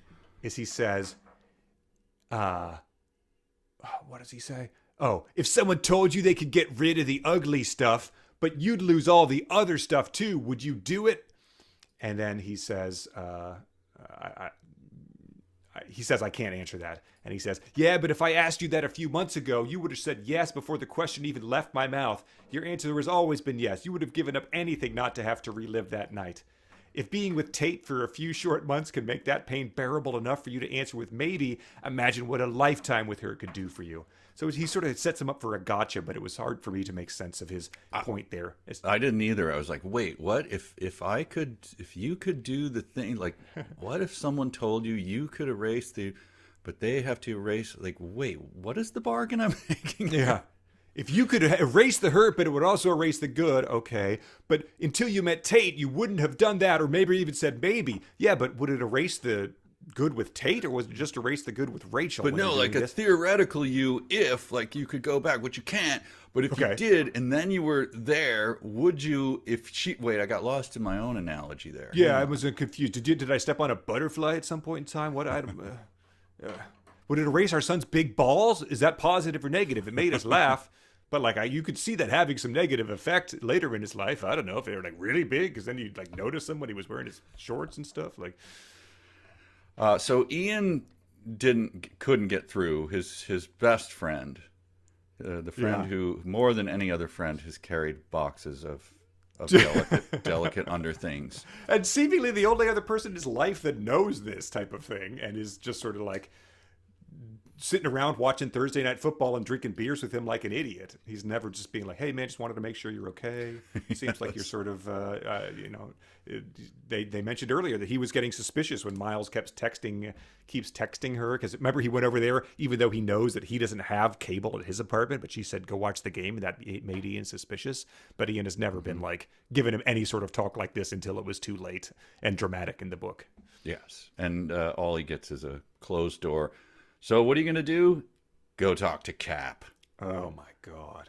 And so he's like, hey, I really, so this is supposed to be a twist that he's been talking to Cap? What? And this is what Cap says. This cracked me up. Some people, they grow wiser as they grow older. Unfortunately, most people just grow older. He turns to face me.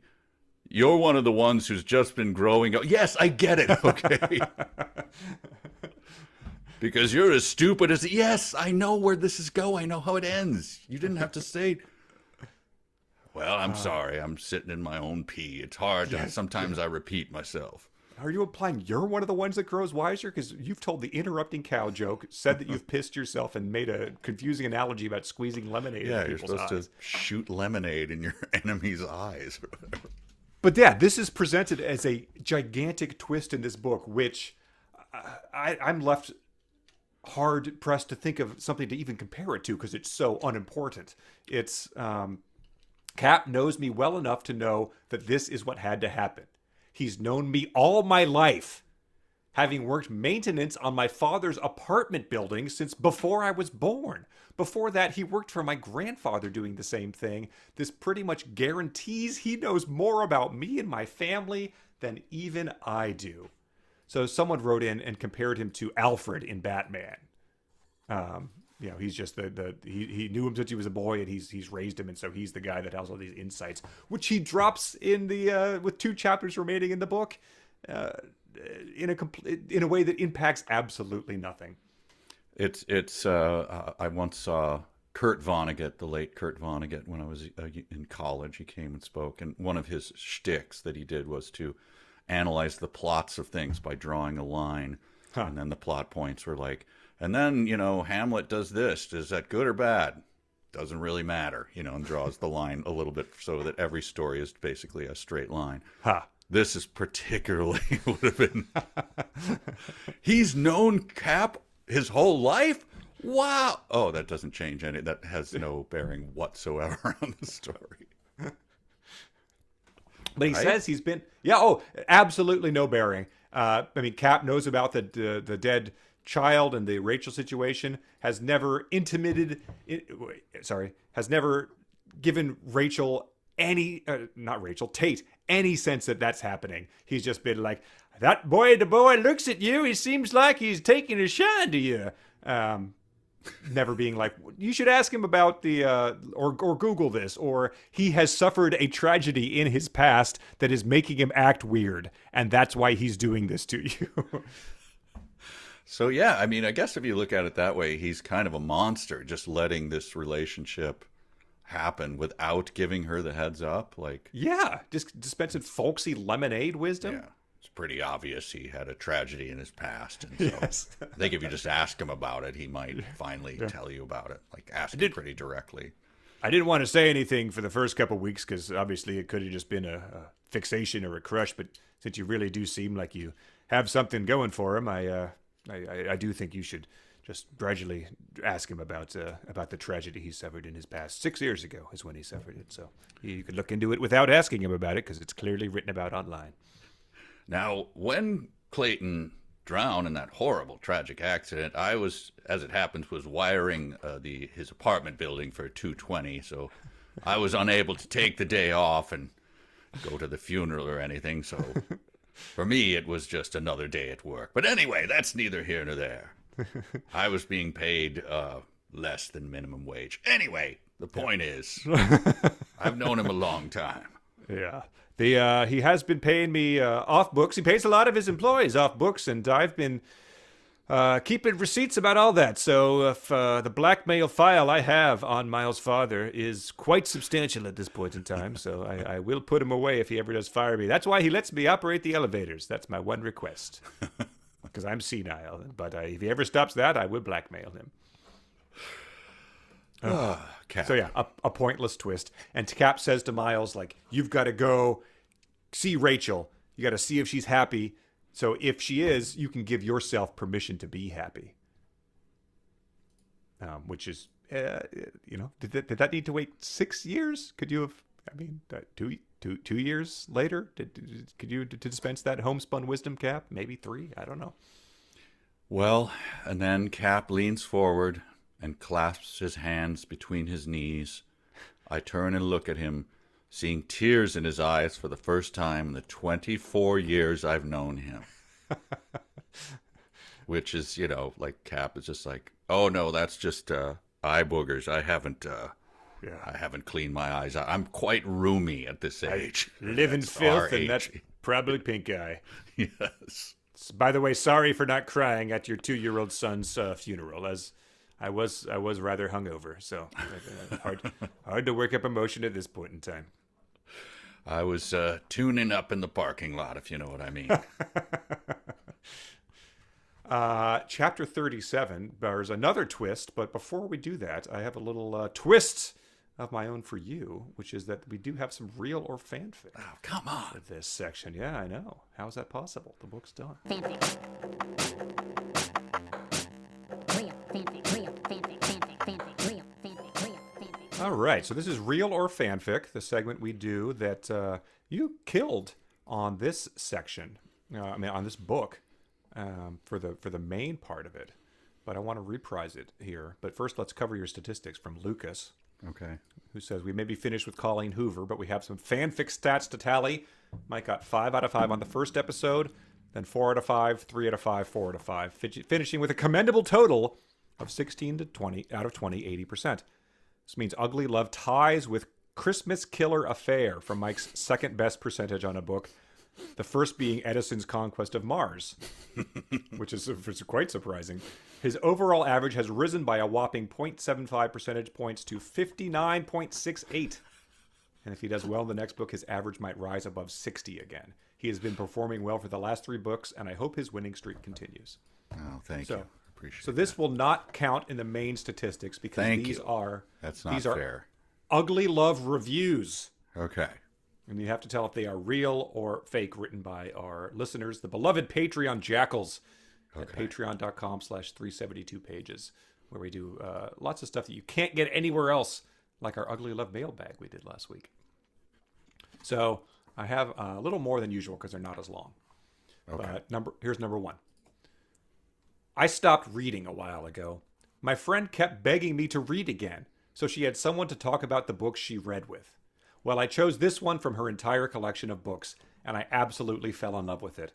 My new favorite book. I finished it in less than 3 days. I just couldn't put it down. Thank you, Colleen, for reviving my love for books and making me realize things about my own life. Will probably always be my number one book. Real. Okay. Number two. All caps, holy crap, holy crap, holy crap. This wrecked me. Back to normal case. I kept picturing myself as Tate and my heart was racing the whole time. I love all things Hoover. The worlds she creates are so vivid, and this book is no exception. And the characters, I'm obsessed. Miles is a total mood. I'm melted. This book made me liquid. I weigh KYK. If you know, you know. Is a total what? Miles is a total mood. MOOD. Oh, I don't know that term. Well, you're going to get a lot of online speak in these reviews from Okay, people. shoot. A lot of GIFs, too, in the reviews. Well, I don't know. I mean, what is the criterion for figuring out whether something's a real review? Well, in theory, the real ones are posted by people online who meant them sincerely, and the fake Well, ones are, I know, are but people how? writing trying to sound like idiots. How in the world can you tell the difference? I'll say that that's fake. Okay. Number three. I didn't hate this book, but it wasn't the best Smexy time book ever. I'd go with about 2.5 stars. I'm now in the mood for some hot pilot action, so I had to watch one of the best movies ever again last night. And then there's a gif of Richard Gere carrying the woman out of the office in An Officer and a Gentleman. Yeah. The factory, I believe she worked in. Yes.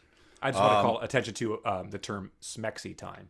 Yeah, I didn't. I just let that. I'm trying to work that out, and then I'm like, why am I trying to work that? I'm going to say that's real because it has a GIF. I don't know. Okay. Number 4. On the very first page, we are introduced to Cap, who I immediately liked. I love how he says the placement of her birthmark is an indicator of how she died in her previous life. He was just so random and funny, and I had no idea how big of a character he would be throughout the story. Tate was a likable main character, but I did have a lot of problems with her. Tate was really naive throughout most of the story, and sometimes it made me want to strangle her. Miles was my favorite character throughout the story. I liked the mystery of not knowing exactly what made him the way he is. And I will admit that I liked reading the chapters about Miles' past more than I liked reading Form the Present in Tate's perspective. I was so excited to get to Miles' chapters from 6 years ago because it was like unraveling a mystery. I was really invested in his relationship with Rachel and was curious to find out where it all went wrong. I love the fact that Miles is a pilot and so is Tate's brother and all their friends because that's a job I've never read about before, and I felt that it made the characters memorable and unique. Oh my God. I don't know. I'll say it's real. Okay. Number 5. After growing up some, I realized Rachel is the real villain of the piece. She is the only one who seduces Miles to having a baby. I only wish Rachel would have died instead of Clayton so Tate and Miles could have raised the baby as their own. Otherwise, I really like the book, especially the steamy sex scenes and their relationship growing from a loose one to a real one. 4 stars would be 5 if it was Rachel who died in the car crash. I mean, I'll say it was fake. We have 3 more. Colleen Hoover's books were introduced to me by a friend. So far, a few of Hoover's books have been cheesy, over-the-top romancing in the most unlikely circumstances. Maybe the ending didn't work or the character flaws were unbearable. Yet, Ugly Love was an intriguing page-turner worth savoring until its finality. A definite slow-burn love story that reeled me in. I must say, though, that I never fall in love with her writing, but I'm drawn in by the edge-of-your-seat drama. Wow, that seemed a tiny bit too articulate to be real, so I'm going to say that's fake. Number 7. Honestly, I really wished Ian was in this novel more than he was. Maybe that was something that did disappoint me, But also, when he was in it, the scene just felt so much lighter. Ian is that best friend for Miles that everybody wishes they had by their sides for life. Miles' point of view. I tend to love when books have dual point of views, and this one happened to have that. But also, Miles is told in verse. So even more points, because thanks to Ellen Hopkins, I am trash for verse-style writing. The plot twist. Let's be honest here. The plot twist had me audibly gasp. I almost fell off my bed, no lie. And that was only for Rachel being pregnant plot twist. When Miles got in the accident that killed the baby, double plot twist. Wow. Bridget and a friend were just at a play where a revelation happened, which was the most obvious thing in the world. Like, death of a salesman. Wait, he dies? Yeah. Something like that. And the younger women in the row in front of them gasped audibly. They were like, what? Anyway, I'll say real because I hope it's real. Okay. And here's the last one. First off, I have to say it, but this one was hard for me because my name is Rachel. Maybe that's why I cried so hard throughout this beautiful page turner, because I know that I'm waiting for my own Miles. Someone to buy curtains with and play house with and watch the sunrise from an airplane. I don't need the baby drowning part. Maya Rudolph, nope, gif. So it's like Maya Rudolph being like, nope. Mm-hmm. I loved how Miles' chapters were written like poetry because all his parts were a love letter to Rachel, and eventually at the end they became a love letter to Tate, so it is full circle. Only Coho could pull that off, and I hope we get a sequel because I still hold out hope for Miles and Rachel. But what else is there to say? It's my favorite Coho, and that may be partially because I share a name with Miles' first love, but I think you'll like it too, even if you're not a Rachel. Wait, poetry? It read like poetry? I don't think that's the only qualification. Center justification. Plus, that's not in most poems, right? Anyway, I don't know. Real? Okay. All right. Well, maybe you should have let these count towards your statistics. Number one was I stopped reading ago, but a friend begged me to read again. That is a review. It's the second comment under the Ugly Love song on YouTube by Griffin Peterson, who has written a song, Ugly Love. I don't know if it's official or what, but it has a lot of views. So that was real. Okay. 1 for 1. Number 2 was holy crap, this wrecked me. Miles is a total mood. You said fanfic for that. That was fanfic written by Mark. Okay. Number 3 was the Officer to Gentleman GIF. Smexy Times. That was from a real 3-star review of Ugly Love. So you said real, so that's your 3 for 3. What is Smexy, by the way? I just think it's a cute way of saying sexy time. I don't know if it's a portmanteau or something. M doesn't add anything? Okay. All right. That was I just took excerpts from some of these reviews, so she used Smexy throughout it multiple times. So it was definitely not an error. Number 4 was... what was about this all? We're introduced to Cap. I love. Tate was a bit likable main character, but she really liked Miles. She had never read about a job like pilots before, so it made the characters memorable and unique. You said real for that. That was from a real 3-star review of Ugly Love. So that's the sort of bar we're working here. I'd never read about pilots before, so that was a good thing. Wow. Number 5 was the one about Rachel is the villain. It had 4 stars. Would have been 5 if Rachel had died in the car crash. You said fanfic. That was fanfic written by Jorks. So 5 for 5. Nice. A little over the top, but I was going to allow it because you never know. You never know. Yeah, exactly. Number 6 was Ugly Love was a definite slow burn love story that reeled me in, and she was drawn in by the edge of the seat drama. That is, you said fanfic for that, but that is from a real 5-star review of Ugly Love. So that's 5 out of 6. Number 7 was the one about the double plot twist that had him gasping, and she is trash for verse style writing, which is, I've heard Miles is a mood before, but I do not know I am trash for. You said real for that, and that is from a Reels 5-star review. Wow. That's the one who wished there was more Ian in the book. What a richly drawn character.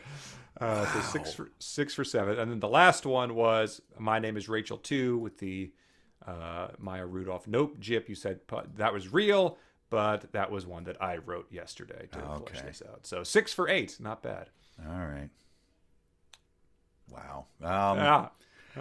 I guess now we would know how to write reviews for it. Now that we've gotten all the way through it. I suppose. The Goodreads reviews are just it's their whole little art form. I mean, it just gifs and terms you don't know, and they're very long. Can you imagine, like, if you have you ever had to see a focus group on anything you've written or done? No, I don't think so. It is like infuriating because you want like. I didn't like that one guy. He seemed like a real jerk, and you're like, can we get him out of here? Like, he's going to influence how Right. I'm going to have to go rewrite because of that guy. Like, Yeah. hey man, they don't like your book. That's when you see these reviews. You're like, what? I really like Ian. He seems funny. Like, We gotta have more you- Ian. Where are you getting that? Anyway, Yeah. that is tough to get into the mind of someone else who enjoyed the book. Wow. Okay. Yeah, not only enjoyed it, but wrote a lengthy review with gifs and people just do it instead of writing it on their own blog like they would have done 15 years ago. So there's Yeah, comments on the reviews and stuff like that, and I think Right. probably admired reviewers and stuff. So, Right. well, chapter 37, we get Rachel's perspective. Finally. Finally. At long last. Rachel, who was hauled Did up not on a die. boat and did not die. And I would just like to say right away, so because Brad makes his appearance almost immediately, I just want so much more of Brad. Oh, wow. He's your Ian. He is. Let's see. I don't fall, but Brad holds me up anyway because Brad goes to the door and announces that Miles is there. He wraps his arms around me and pulls me against his chest. Why is he here? My voice trembles. Brad shakes his head. I don't know. I just like that she has another idiot in her life. Yeah. Who also cups her face in his hands. Yes. People have to stop doing this, men in Coho books. Brad. Do you think that Miles was standing in his line of sight when Brad opened the door? Oh, that's a good point. I don't know. It didn't say, so it's hard to know. Well, Brad is remarkably chill about the whole thing of the It's amazing. this woman that she hated and lost her baby with and came to the door. He's just sort of like, yeah, Miles is there. If you need me, I'll be. It is the Xbox time. I hop on Fortnite with my buddies. So. But she says, I don't deserve this man, Brad. I don't know what I'd do without him. He knows my history with Miles. He knows everything we went through. It took me a while to be able to tell him the whole story. So she's must have had a cap in her life that said, hey, if you're going to fall in love with someone, tell him about the stuff you've gone through. Right. So she had a deep thinker in her life who advised her to do that. So she sees him after Brad does his, I'm going to get out of here, Hopefully Brad has he's got like a whiskey shelf in back or something that he never touches. But so he goes back to that as she sees him and she says, after seeing Miles, if I'm responsible for all the sad parts of him, there are so many sad parts of him now. You've seen him for less than 36 seconds. What do you mean there's so many sad parts of him? Oh, look at all that ice that's glaciers that's fallen off of his heart. Yeah, I suppose if he showed up and he was, like all bandaged and stuff, there's a lot of sad parts to you. Well, his V is sad. Yeah, God. Was Miles gripping the doorway when Brad opened it? I don't know. Honey, it's a guy with a V gripping the doorway. Must be for you. Yeah, I'll be right back. WWE Raw is starting, so I'll, I don't know. You hear a beer can open from the living room. But they haven't seen each other. They have made no contact, I guess, since she went to Arizona because no one could work up the nerve. Yes. But she says she loves Brad. And he says, how? He whispers, how do you do that? But she says she loves him just as much as you, but probably more since she was just an idiot 17-year-old who didn't have a fully formed frontal cortex when she met Miles. So she probably is able to have a bit more of a deeper relationship with him. He's squeezing my hand so tightly I can feel the hurt in his heart. He blows out a quick breath as he looks down on her. I see the roll of his throat She shows him their child. That's right. Yeah, she shows him a crib that I was hoping there was going to be a reveal of it being like a pot-bellied pig or something they keep in there. That would have been good. Then he blows out another steadying breath. I watch as his free hand comes up and grips the edge of her crib, holding onto it as tightly as the hand that's wrapped around mine. I mean, he's going to break your bones, like, clearly. Right. Save it for a door frame. My youngest son will come to my house, and then we have an old... We've done it since he was in high school, is we shake hands until the other one breaks off, because we tighten our grips just slowly, keep gripping until one finally goes like, ah! Yeah. And the last time he went to do it, I'm like, I don't know, man. My hand hurt for like an hour after you left. Should we not do that? We're like, yeah, let's just stop that now. Okay, yeah. Yeah, just go for just a predator clasp. I guess they sort of turn some arm wrestling into it. Dillion. So yeah, he's squeezing her hand so tightly. Sometimes I've done like just a handshake with my wife, and she'll be like, "Ow!" Like, yeah, knock it off. Yeah, don't do that. Yeah, sorry. He's squeezing my hand so tightly I can feel the hurt in his heart was one of my dumb sentences. Okay, that is very, very dumb. That is as overwrought romance novelesque as you can get. So yes, she brings him in to show him Claire, their baby who's in a crib. I forget how old she is, a year or something. But Miles is like, "That's his sister," he says, blowing out an unsteady breath. "Rachel, you gave him his sister." That's where Brad is like, "I spilled some beer. It's going to fire up the wet, dry vac. So, you guys okay in there? Yeah, you're fine." And then she says, "I'm sorry I blamed you. You lost him too. I didn't know how else to deal it with back then. My words completely break him." I think this idiot is already broken. I think that if there's one thing we can identify about this guy is that you can't just keep breaking. At some point you're broken and you're just broken. Yeah, lots of things completely break him, so I wouldn't. Shattering. You don't have any toast? I'm broken. Miles kisses the top of my head, and I close my eyes. I listen to his heart beating inside his chest, a heart he's claiming isn't capable of knowing how to love, but in actuality, it's a heart that loves too much. Brad is like, you actually parked in an area that needs a pass? Yeah. So, like, do you want me to, if you just throw me your keys, I could run it out, but they do tow in this area because there's an IKEA nearby, and, like, people will park there, so we have a little system like we get, because if you live here, anyway, you guys go, you kiss the top of her head, and I'll be back. I can see that you're broken, so I'll just comes back in.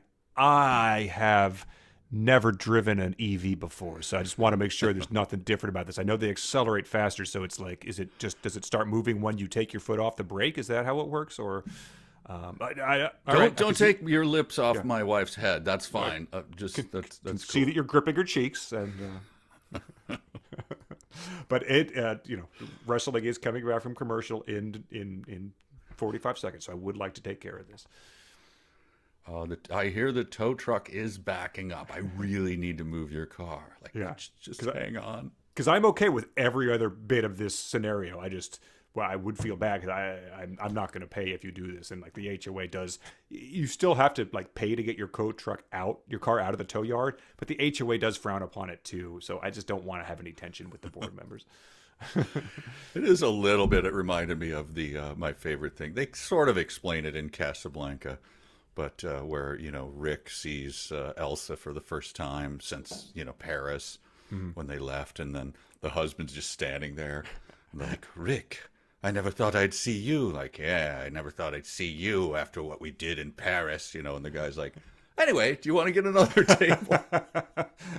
I have no further questions about this. That's Brad. He's just like, I don't know. You guys seem like you're busy. I don't want to get in your business at all. Yeah. I mean, and, so if Brad is, any sort of good man, they've probably gone to therapy. He's heard all about this. He's gently held her hand as she explained this all. And then this dumbass shows at the door and within seconds is kissing the top of her head in their infant daughter's room. It's just sort of like, I just don't think... next to the crib. There's been multiple things where a character has opened the door and been punched in the face, and this seems like one of those ones where it'd be entirely justified. So she says to him, after a while, I began to notice that the good moments with Brad began to outweigh all the sadness. The sadness that was my life became the moments, and the happiness with Brad became my life. I mean, Brad does have a tattoo of Gene Simmons on his right butt cheek, but, he does talk loudly on his Bluetooth earpiece while waiting in line at the deli counter, but otherwise he's a good guy. He does go on at length that he needed 6 rebounds from Pascal Siakam, and he only got 5, and really just is unable to process it. He calls them bad beats, which is deeply annoying. He does make those little tabletop war figurines. He spends a lot of time painting those, the Civil War generals, and then he sets them up on a... But, otherwise he's a good guy. Solid. He still watches Family Guy, which it is on. Yeah, it's been on for, I think it's in season 21, and he still is on board with that. He never misses it. He laughs out loud. He was really into the Cleveland show too, and that's just, I sort of had to move on with that because I could tolerate the Family Guy, but really the Cleveland show. I also thought she should have been like, we moved on, and what really helped us move on was that wrongful death suit we filed against the trucker, right. Against the people who constructed the bridge. You should have signed on to those. That's why we have millions of dollars. Amazing how much easier that makes your life when you're trying to get over a tragic loss is having millions of dollars. I became a pilot with a starting salary of $25,000 a year. Yes, you should have just signed when we asked you to sign. Oh dear, yeah.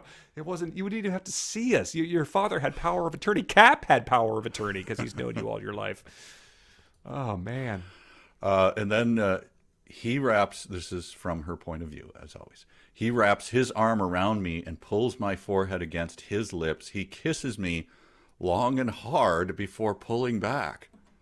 Brad standing at the door. Should I was gonna have some chips for myself. Do you like bugles? I mean, everybody likes bugles, right? I'm gonna bring some bugles out. I squirt a little cheese. But you guys, no, I'll be back in a minute. You get that. Hey, she always said you were a hall pass, but honestly, I didn't see that coming. But if Ava Longoria ever shows up at the door too, I guess I'm free to act on that because she just, oh boy, this is not good. Oh. Do you want to move a little bit away from my daughter? Or no, you guys seem you got your thing going there. Okay. Yeah. We do typically ask visitors to wash their hands just before they come in here, but I know that you're kissing foreheads, and I know that's big in these Coho books, so that's.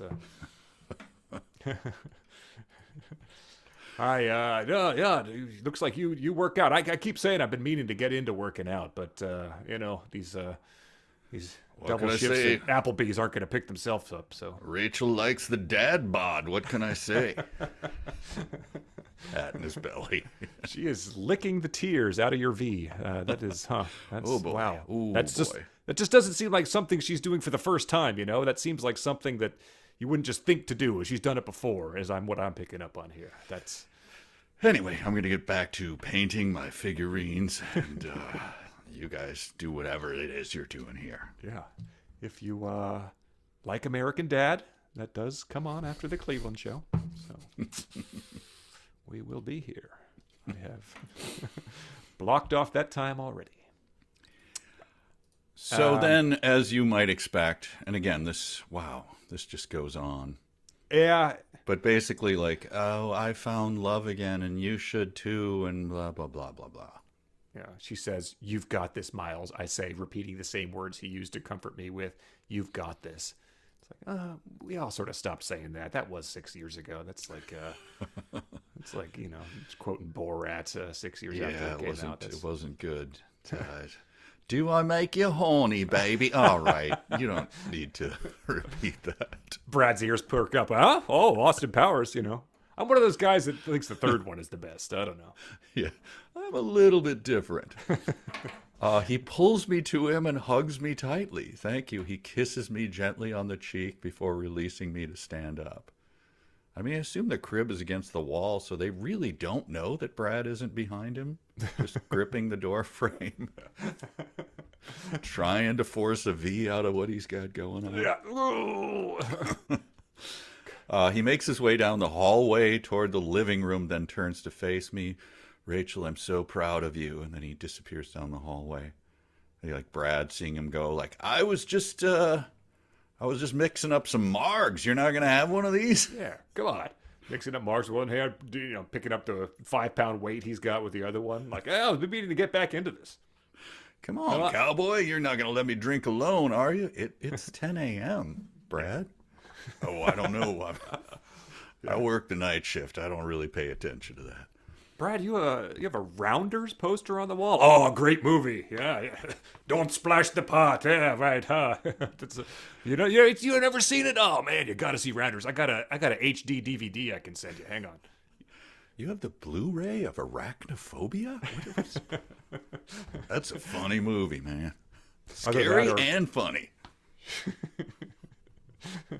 How many times have you watched it? I just like to have it around in case it ever comes up. It's right next to your Xbox. Yeah, I admit. Do it. Yeah, we're cool, Miles. That's just water under the bridge. Oh, that's no good. That's no good. Yeah, let's not throw the baby out with the bathwater. Oh, come on. Yeah. That's sorry. We're in Arizona, so there is a Dodger spring training game. We might be able to go catch Clayton Kershaw. Oh, I'm sorry. Oh man, boy. Why did the dead baby cross the road, Miles? Oh, that wasn't even a slip of the thing. That's just a dead baby joke. It's because he was stapled to the chicken, but that's beside the point. Anyway, your car, I moved it, so it's around the, Yeah. Anyway, you'll find it. You'll see it. You know what your car looks like. So long, Miles. Yeah. Gets out there. Brad took a dump on my windshield. That whole nice guy thing was just an act, and I deserve it. Brad through the window. Yeah, my daughter's seen a Rounders too, huh? I'm raising her right. Read her that instead of Goodnight Moon. I got the Rounders novelization. Oh, so anyway, that chapter was, okay, now he has the go-ahead from Rachel. To live and love again, yes. Yes, and so he does. I guess. I mean, hang on. We'll see. I don't know if he does. Yeah. These next chapters, once the tragedy had sort of happened and it got back to kissing, hearts, ice melting, all sorts of things, I was very much ready to be done with this one. Yeah, for sure. But we could summarize what happens, I suppose. She gets back home to her apartment she's lived in for 2 weeks, and this time Miles is waiting there in front of her door. So I'm sure that there are things that mean, like, it was so deep how it came full circle that Miles was in front of her apartment at the beginning and also at the end. Yeah, I don't think deep is the word you want to use there. No. She says about Cap, I'm relieved not to have to use the elevator anymore, but I can't help but miss Cap a little bit, even if his advice didn't make a whole lot of sense to me the majority of the time. Cap was a confusing, incontinent nutcase. God, I miss him. It was a 4D chess routine is what he was doing there by spouting incoherent drivel evidently to Miles as well. Eating my pizza, eating for free. Yeah. I never understood why he bought a second pizza, and it turned out it was for Miles, and that was didn't really change anything, but nope. Oh well. Miles looks different to her. He has a smile on his face and peacefulness in his eyes, and he tells her that I miss you. Whoa. I was absolutely not expecting to hear those 3 words, but they just became my new favorite words. Ugh. I and miss and you. Yeah, your reaction is exactly what I wrote down as a comment there. U and G and H. Ugh. I and love and you. God. She says when she talks to him, I want to laugh, but I can't remember how. I mean, again, a serious medical condition or psychological or, I mean, we need intervention like immediately for this, right? Right. Can't remember how to laugh? Wow. Does anybody remember laughter? Said Robert Plant. But I guess he did not. That was who he was addressing. How about this? Miles finally decides that he wants to explain his past to her. He says, "I had a son," he says quietly, looking down at our hands now laced together. Those 3 words are delivered with more pain than any 3 words I've ever heard. So I had a son. That's 4 words. Oh, yeah. Wow. Well, all my examples of 3 words that could be delivered with more pain, like rebar through foot, Wolverine's biting penis, ow, my sack. So I don't know. Maybe had a son is could be more painful than any of those. Big sack.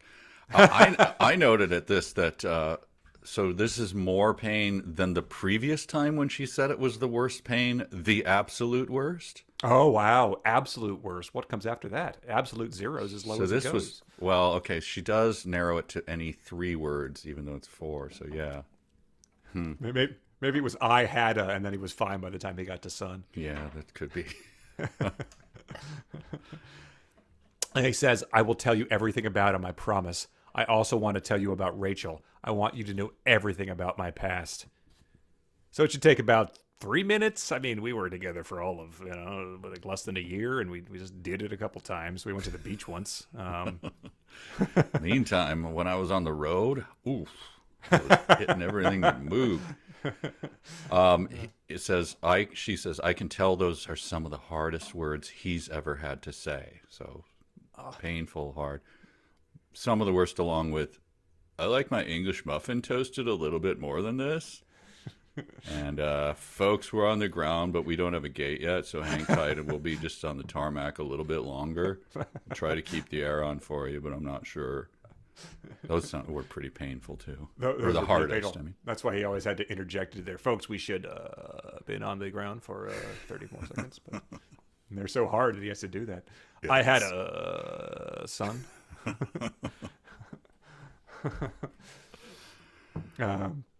So then we get to this part, which is he explains their first day they met, the night you found me in the hallway. He says, his eyes dart towards his lap, unable to hold eye contact with mine. My son would have been 6 that day. And we got a good email from Jay about that moment, which hadn't really clicked with me. He says, "I think Miles is in the top 2 most loathsome love interests in podcast history, behind only Edward Cullen. Even Maxim, idiot though he was less grating than Miles. The topper for me was the revelation that his drunk cute with Tate was on his son's 6th birthday, a day on which, in his grief, the name he sobbed out was not Clayton, but his living half-sister." So that might be a world record for shallowness, which is an excellent point. He was mumbling, "Rachel, I'm so sorry," not Clayton, "I got hammered because it would have been your 6th birthday." So that's pretty special. half sister is a nice way to describe.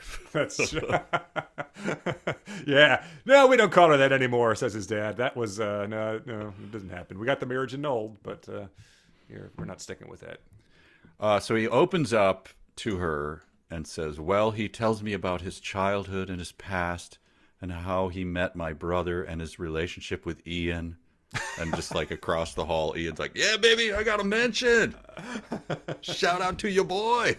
Yeah, that's like when you get a mention in a best man speech. Like, "All right, yeah." The person who we read that review from is just like, they thought we had enough of Ian, but they get this one last mention. She's like, yes, more Ian, just like I specifically said I wanted in my review. We get lips meeting the top of the head, inhales a steady breath as he kisses me long and hard. Is this the kind of thing that, like, the people who give it a good review and give it 5 stars, this is what they like? Hard kissing and... Just like repetitive hard kissing? We kiss so long my mouth starts to hurt as much as my heart. So, pain. Kissing so hard it's pain. You also get more hands meeting cheeks. Jeez. You get coochie coo. Wow.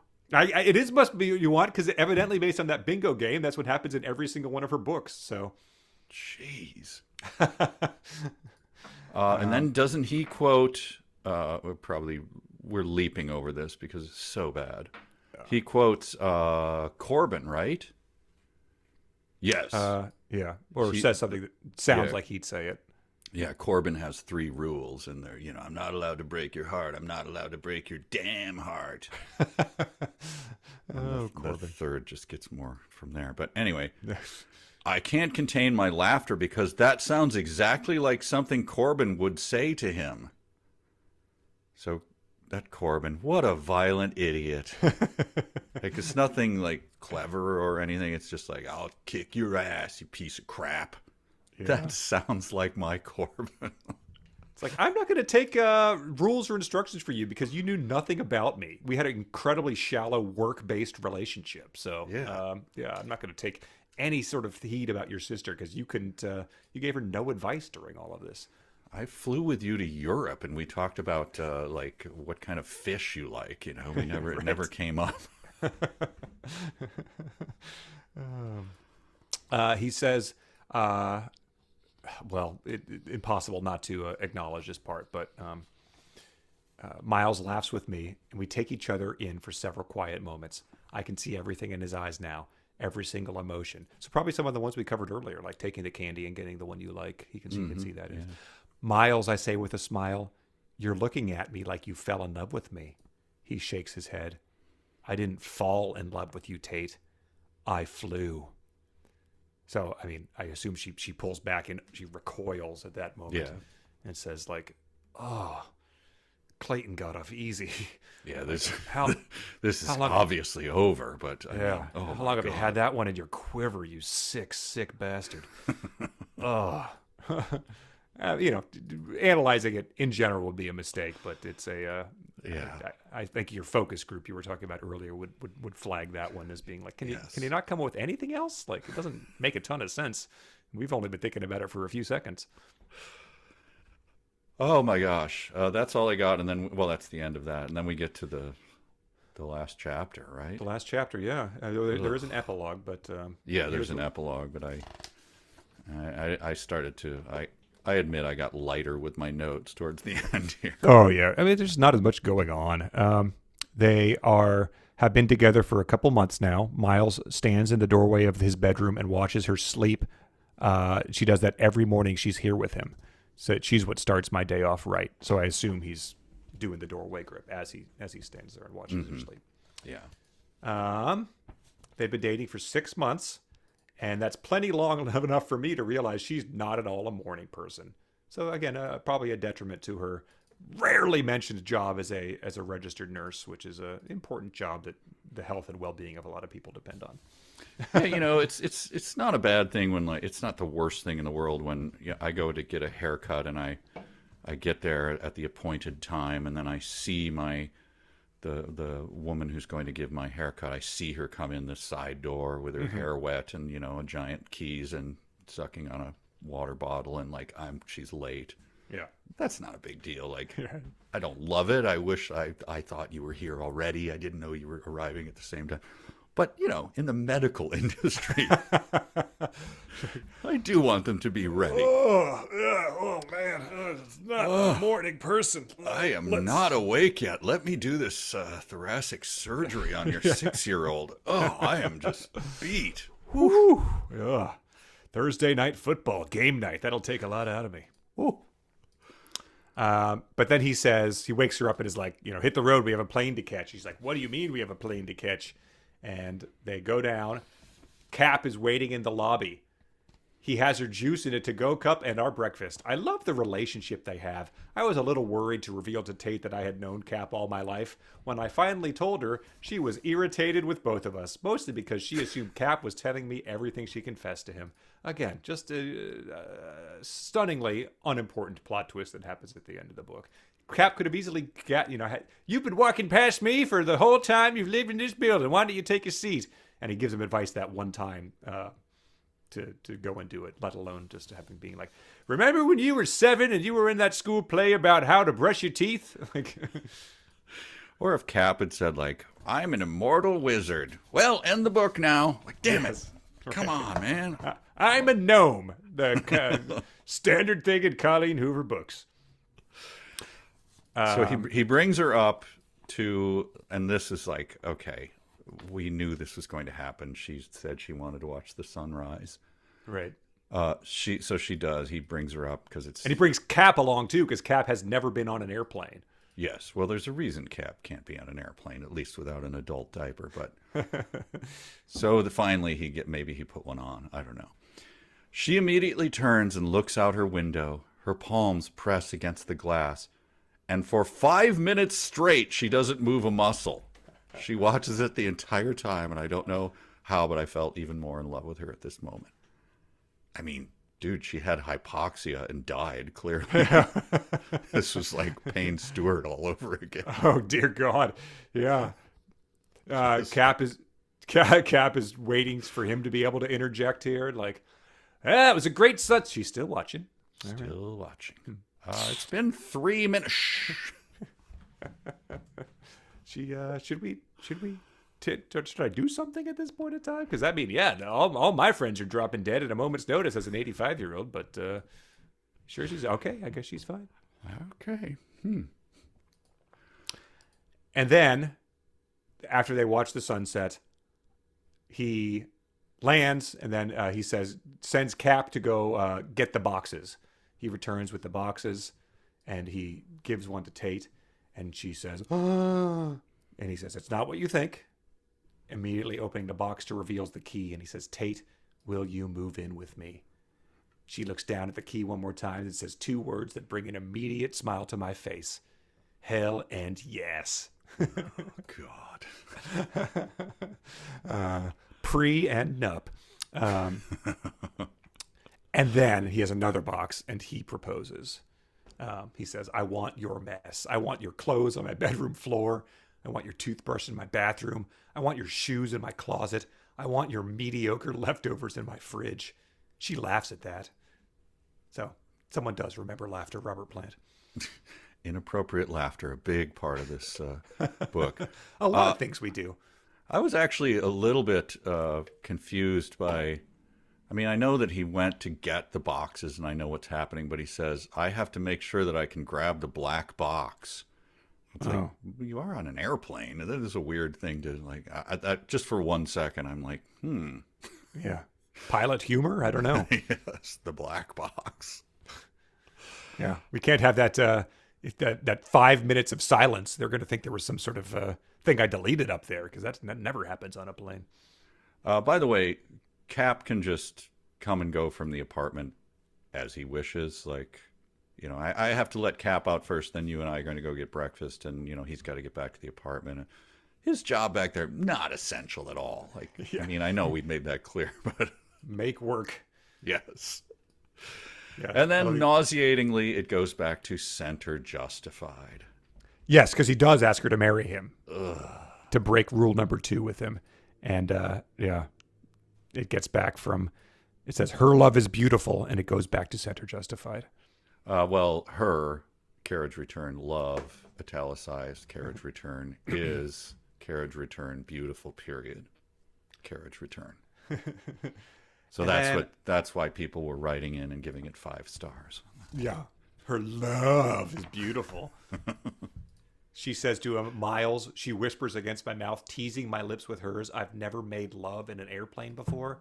I think it's like the Norm joke. Like, nobody ever says, "Make love to me" in this airport bathroom. That's usually a pretty dirty, drunken affair. It's like, "Oh, yeah, make love to me" on the little, next to the overflowing thing of the paper towels that snaps your hand in there amongst all the dirty ones on it. Like, yeah, that's where we're really going to make love. There's still an old lady trapped in the toilet. Are we still going to... Oh, yeah, this is happening. And I guess they're just maybe back into the airplane. I can't imagine they're in the air, because that wouldn't possibly happen. No, I think because they had to let Cap off, right? Right. So he can go back and pretend to work. Kicked him out the door with a parachute on. Yeah. Whoever coined the phrase "I love you to death" obviously never experienced the kind of love Tate and I share. If that were the case, the phrase would be "I love you to life," because that's exactly what Tate did. She loved me back to life. The carriage returned, end. A lot of people got annoyed by that too. Just the at least she didn't say END all on their separate lines, but or have it be a question mark, because she might be a sequel. Yes. Ian will return, and the one reviewer, yes. So they promised the end, but then I scroll down and I see there's an epilogue. Yeah. Well, Come on. post-credit sequence in Ugly Love. There just was too much story to tell. And so this is the sub Dr. Seuss stuff. I didn't cry the day I married her. Her tears were falling that day, but mine weren't. I was convinced they never would, not in the way they wished they could. It was 8 months ago when we found out we were having a baby. We weren't trying to have a baby, but we also weren't not trying. If it happens, it happens. Tate said it happened. When we found out, we were both excited. She cried. Her tears were falling. What the? I hate this so much.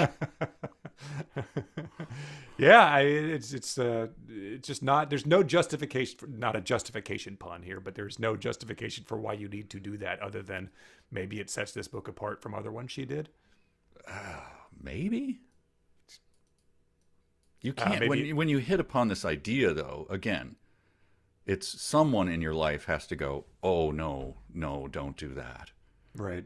You know, like, Unless they say it doesn't matter, it's going to sell millions of suppose. copies, and maybe it looks good as you take a picture of it and post it to Instagram. When there's something like that, it just makes it look more meaningful. Anyway, they have a baby girl. They name her Sam. She whispers, saying her name out loud for the first time. Tate insisted we name her Sam in honor of Cap's real name, Samuel. and weirdly, their daughter had the biggest balls in the hospital that day, and then they both laughed about how big they were. So that was weird. Yeah, that was Cap just snuck him into the truck nuts into the bassinet. He says, I'm terrified my past experiences have ruined any ability I have to feel what every father should feel in this moment. She hands Sam to me and my hands are shaking, but I take her anyway. And he has the chance to do the funniest thing in the history of literature here. But he does not. He does not drop the baby, and he just admires how beautiful they are. And he has big feel, essentially. And his face is covered in tears. Now, carriage return, italics, falling. He's crying tears of joy. His tears are falling. Yeah. So irritated. Did they fall into his V and then take the Stained everything, yeah. All over the place. Brad is like, yeah, get it. I'm happy for you. And they pretty much is the exact same as everything else described, but it's about Tate and Sam instead of Clayton and Rachel. And brother, it ends with him saying, I love you so much, Sam. I'm looking down at the perfection we created when it hits me. It's all worth it. It's the beautiful moments like these that make up for the ugly love. Yeah. Thus endeth the worst book in podcast history. What do you think? Well, first of all, we should acknowledge your prediction was right. I think I was being a little saucy in predicting that he would die. Sure. I thought that maybe that's why people were crying on TikTok. I don't know. I guess so. Yeah. I was hoping for his death. Yeah, I just didn't. I felt like something was going to happen to the other two, but I thought Rachel was going to die too, so I dropped the ball on that one. That was, I didn't gasp when I read it, but yeah. So to answer your question, yeah, I hate this book so much. I hate her writing. I think she's the worst writer. I mean, obviously, we've had nothing but bad writers, and this, like, the fact that she tops them all easily. This is the worst prose, the worst slop I've ever seen in my life. Yeah, and I think that you have to take into consideration teen archaeologists, Antigua, even Bob Honey are bad, but they came out and everyone was like, these are just god awful. Bob Honey came out and people were like, this is the worst thing we ever read. It probably sold 3,000 copies. They were giving away signed copies of it on Amazon because they had to unload them somewhere. Yeah. this is the most popular thing that's been released this decade. So you have to factor that in when you're talking about how bad they are. Yes. But maybe even if you didn't, there's so little happened in this book, which made all the repetition seem so much more annoying when it did. And what was the Shadow Moon? Was that the one with the willow? Yes. The floor? Yes. So, as boring and sort of dull as that was, at least things happened. There was graphic violence. He became the floor. There were dragons. There was a girl who looked like a pig. They left the apartment. So I think that you have to consider that at least there was a little bit of ambition in trying to tell a story. Yeah, he reached for something that he didn't quite attain, or it just didn't work out. But at least, it's like the prose was 1,000 times better, even though I hated it and it was annoying. But this is just slop. This is just garbage to wallow through. Yeah, the Mister. Again, he left his apartment. She worked there, but he went and like DJ'd places, and he took her to the sea, and you had a funny vacuum cleaner. So that's true. That's worth the price of admission there. Yeah, unqualifiedly better. But yeah, I think the popularity really works against its quality assessment here, because you read those reviews and it's just, I don't know if you think you don't deserve better, or if it's just so easy to read this that, or maybe you're like 17-year-old Rachel and your frontal cortex is not developed, and that's just what you enjoy reading. Well, I think I've said many times, and I don't know, I mostly believe this, that look, if you like whatever you like, it doesn't matter. There's no moral judgment against you. If you like something I don't like, or someone plays you music and you're like, I don't like that, that's not, who cares? This one, if you like this, you're a bad person and I hate you. You and I can never be friends. Yeah.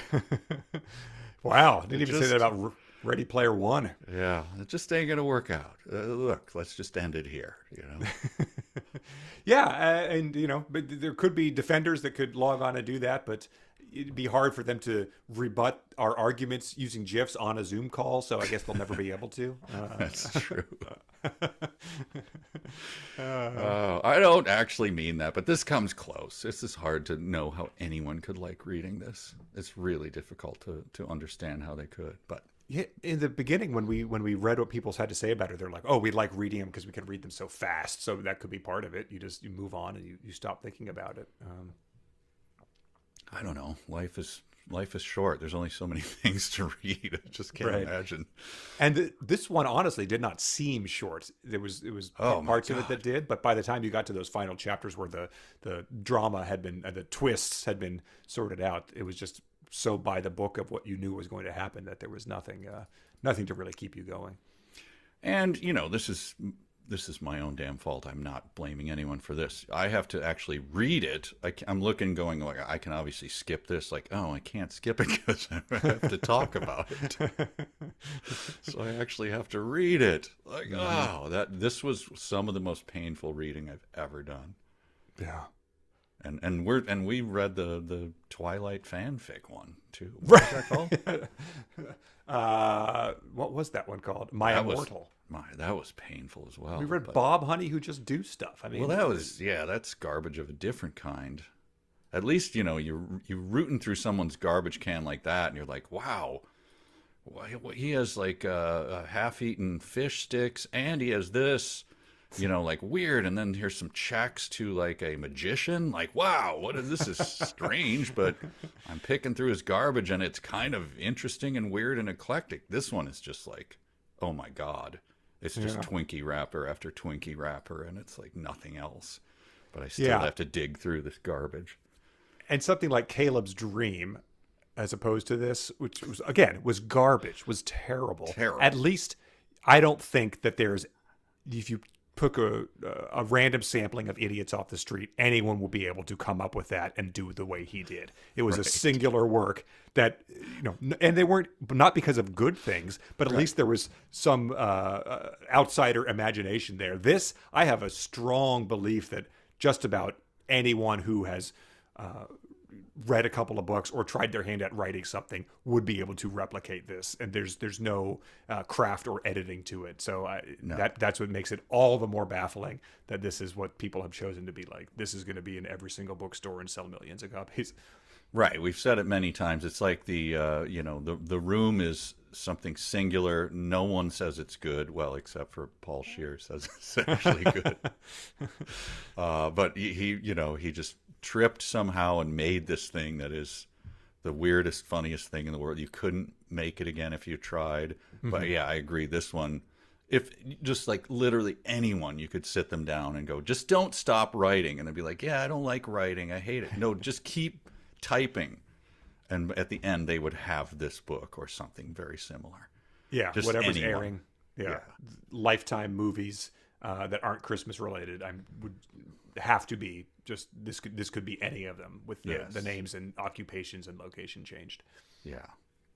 Like, hey, I wrote the same sentence like 14 times in this chapter. Like, does not matter. Keep writing. But I only have one way to express kissing. I don't care. Just keep writing. Okay. You sure? This is garbage. It's fine. Just get to 7,500 words or whatever. I've already sold 500,000 of them, so we need it now. Yes. Oh boy. Yeah, I did not like that. But it was fun. I mean, it's a window into it, and I think we've now called people's attention to it to the point where they will be seeing her books everywhere and knowing that if someone says they're reading them, you can be like, get out of my house. It is true. It's like when you buy a car and then you see your car everywhere. You're like, hey buddy, you got the same car. Now at least I know what these books are, and I can give a little nod to the people at the airplane who are like, yeah, I see what you're reading there. I read that a while back. Absolutely. We have to finish these people with dumb sentences. All right. Dumb, dumb, dumb, dumb, dumb sentence of the week. All right, here are the dumb sentences of the week, the final ones for this book, presented by our Patreon supporters from patreon.com/372pages. John and Jim and Todd and Chris submitted Zombies Can't Fly. And I think Chris said he was incapable of not hearing this in Mike's Miles voice, which is good, as it's the only thing that kept me going through the last reading. Jeffrey submitted, I want to feel relieved by the fact that it's him standing here rather than her, but the fuming look on his face makes it impossible to feel relieved. And he said, that's just old-fashioned shitty writing right there. And he wants to point out that in her acknowledgement, she thanks the publishing team, but not a specific editor, so it's possible that there wasn't one. Amanda submitted, luckily, he's one of the few people who grow wiser with age. And she, again, questioned, Cap has grown wiser with age. How many inane things was young Cap going around saying? And she says, also, if its two main characters aren't going to get wiser with age, that's bad news for them and their patients/passengers. So hopefully it's not all that rare. Mike submitted, this is Miles filling her in on his backstory. I was born and raised in a small suburb just outside of San Francisco, he says, bringing his eyes up to meet mine. And Mike said, given that she's lived in San Francisco for several months, wouldn't he just name the town? Would it have killed Hoover to do a little Googling and specify Emeryville, Richmond, San Bruno, El Cerrito, etc.? Nathan submitted, he knew what he was doing with both of us all along. And he just says, so Cap pissing himself was just a masterful part of his plan. He said, this book is overall the worst book we have read so far. I'm glad he agrees. This is the one that came very close to breaking me. This book has the feel to me of women who want to marry Charles Manson or Ted Bundy. It is gross, and I'm glad to be done with it. Craig submitted your hated one from the last section. Her tears were falling that day, but mine weren't. Hayden submitted, she blows out a quick breath with her smile and pulls in her bottom lip to try to hide it. And requested a physical challenge. Smile hiding is a big thing. She pulls out what? She blows out a quick breath with her smile and pulls in her bottom lip to try to hide it. Okay, well, people on video will see it, but others won't. It's like someone who doesn't know how to whistle trying to whistle. I mean, if someone came in your room and did that, you'd be like, what just happened? Are you okay? Has the Babadook possessed you? Like, what is going on? Colin submitted, I watch as a single tear falls from my eyes and drops to the floor beneath my feet. So he watched as the tear fell to the floor that is under his feet. How did it do that? Are his feet holograms? Is he incorporeal? Skylar submitted, the end, from the very end. It says, that stupid line break makes me angrier than every other dumb sentence in this book, and there were so many of them. Harris submitted, I'm hit by a reality check, but it feels more like a meteor. I signaled that one out too. That was a good one. Lauren's hated false range of things to compare things to. And Jay submitted, you're the only one who could have ever met my standards for her, Miles. He said, the only one? George Clooney, too much of a playboy. Tom Brady, too rich. Brad Pitt, twice divorced. Pope Leo XIV, he's a White Sox fan. Only you, Miles, the manipulative, borderline psychopathic pilot for a regional airline, could possibly have met my standards for my sister, whom I evidently despise with the heat of 1,000 suns. He's squeezing my hand so tightly I can feel the hurt in his heart, but I also had this convoluted one. My regret over making the choice to knock consumes me with the brevity in his response. I don't think Wait, that's... what? Say that again. My regret over making the choice to knock consumes me with the brevity in his response. I do not believe it is diagrammable, but I also didn't spend too much time on that. Maybe it's iambic pentameter. I don't know. That is baffling. Consumes me with the brevity in his response. My regret over making the choice to knock consumes me along with the brevity in his response. I don't know. I don't know. Wow. I missed that one. Yeah. I was just like focused on the kissing. Well, it was pretty hard. I mean, I guess if I had to, I nominate the entire book, as we always say, but this, I breathed for the first time in what feels like a month. Nice. It's got to be one of the dumbest sentences ever written. Again, that is the one that people, if we said, hey, you come write this book, and they're like, I don't like it. It's like, it doesn't matter. Yeah. Just keep that in there. It feels like a first time in a month. Is that even possible? Nope. It stays in. First draft. There you go. I just read what I typed, and it's really stupid. Yep. Keep going. I'm embarrassed about it. You have to put your name on it. The checks go to whose name is on it. So if you don't want the millions of dollars this is going to earn you. Have you seen the cover? There it is. Oh, I like that. Yeah, keep writing. The title's Ugly Love, so you have to get that phrase in there a couple times. Should I end the book with it? Yeah, maybe. I don't know. Whatever. Well, thanks for everyone for reading along with the most popular author in America with us. It was. I hope it was as eye-opening for you as it was for us. Wow. Yeah. Oof. I thank you for reading. If you read along, one of my relatives, who I won't say who, was. I said, yeah, I met him last night, and I said, and his family, and I'm like, yeah, I gotta get going. I gotta read the rest of Colleen Hoover. He's like, oh, he just like a big. And I go, you're not reading along, and he goes, no. So I assume that's everyone, but if you did read along, thank you. That was quite a slog. Yeah, let us send pictures of where the books end up, whether that's a bonfire or the garbage or propping up a chair. But I assume that more than anyone else, this is not one you want on your shelf. But Little Free Library, I have too much respect for the Little Free Libraries of my community. So. Oh boy, just put it in there and see what happens, and then surveil put it in and see. Yes, come back in 3 hours and see if it's gone. All right, folks. Thanks for reading. Back with something else soon. Bye.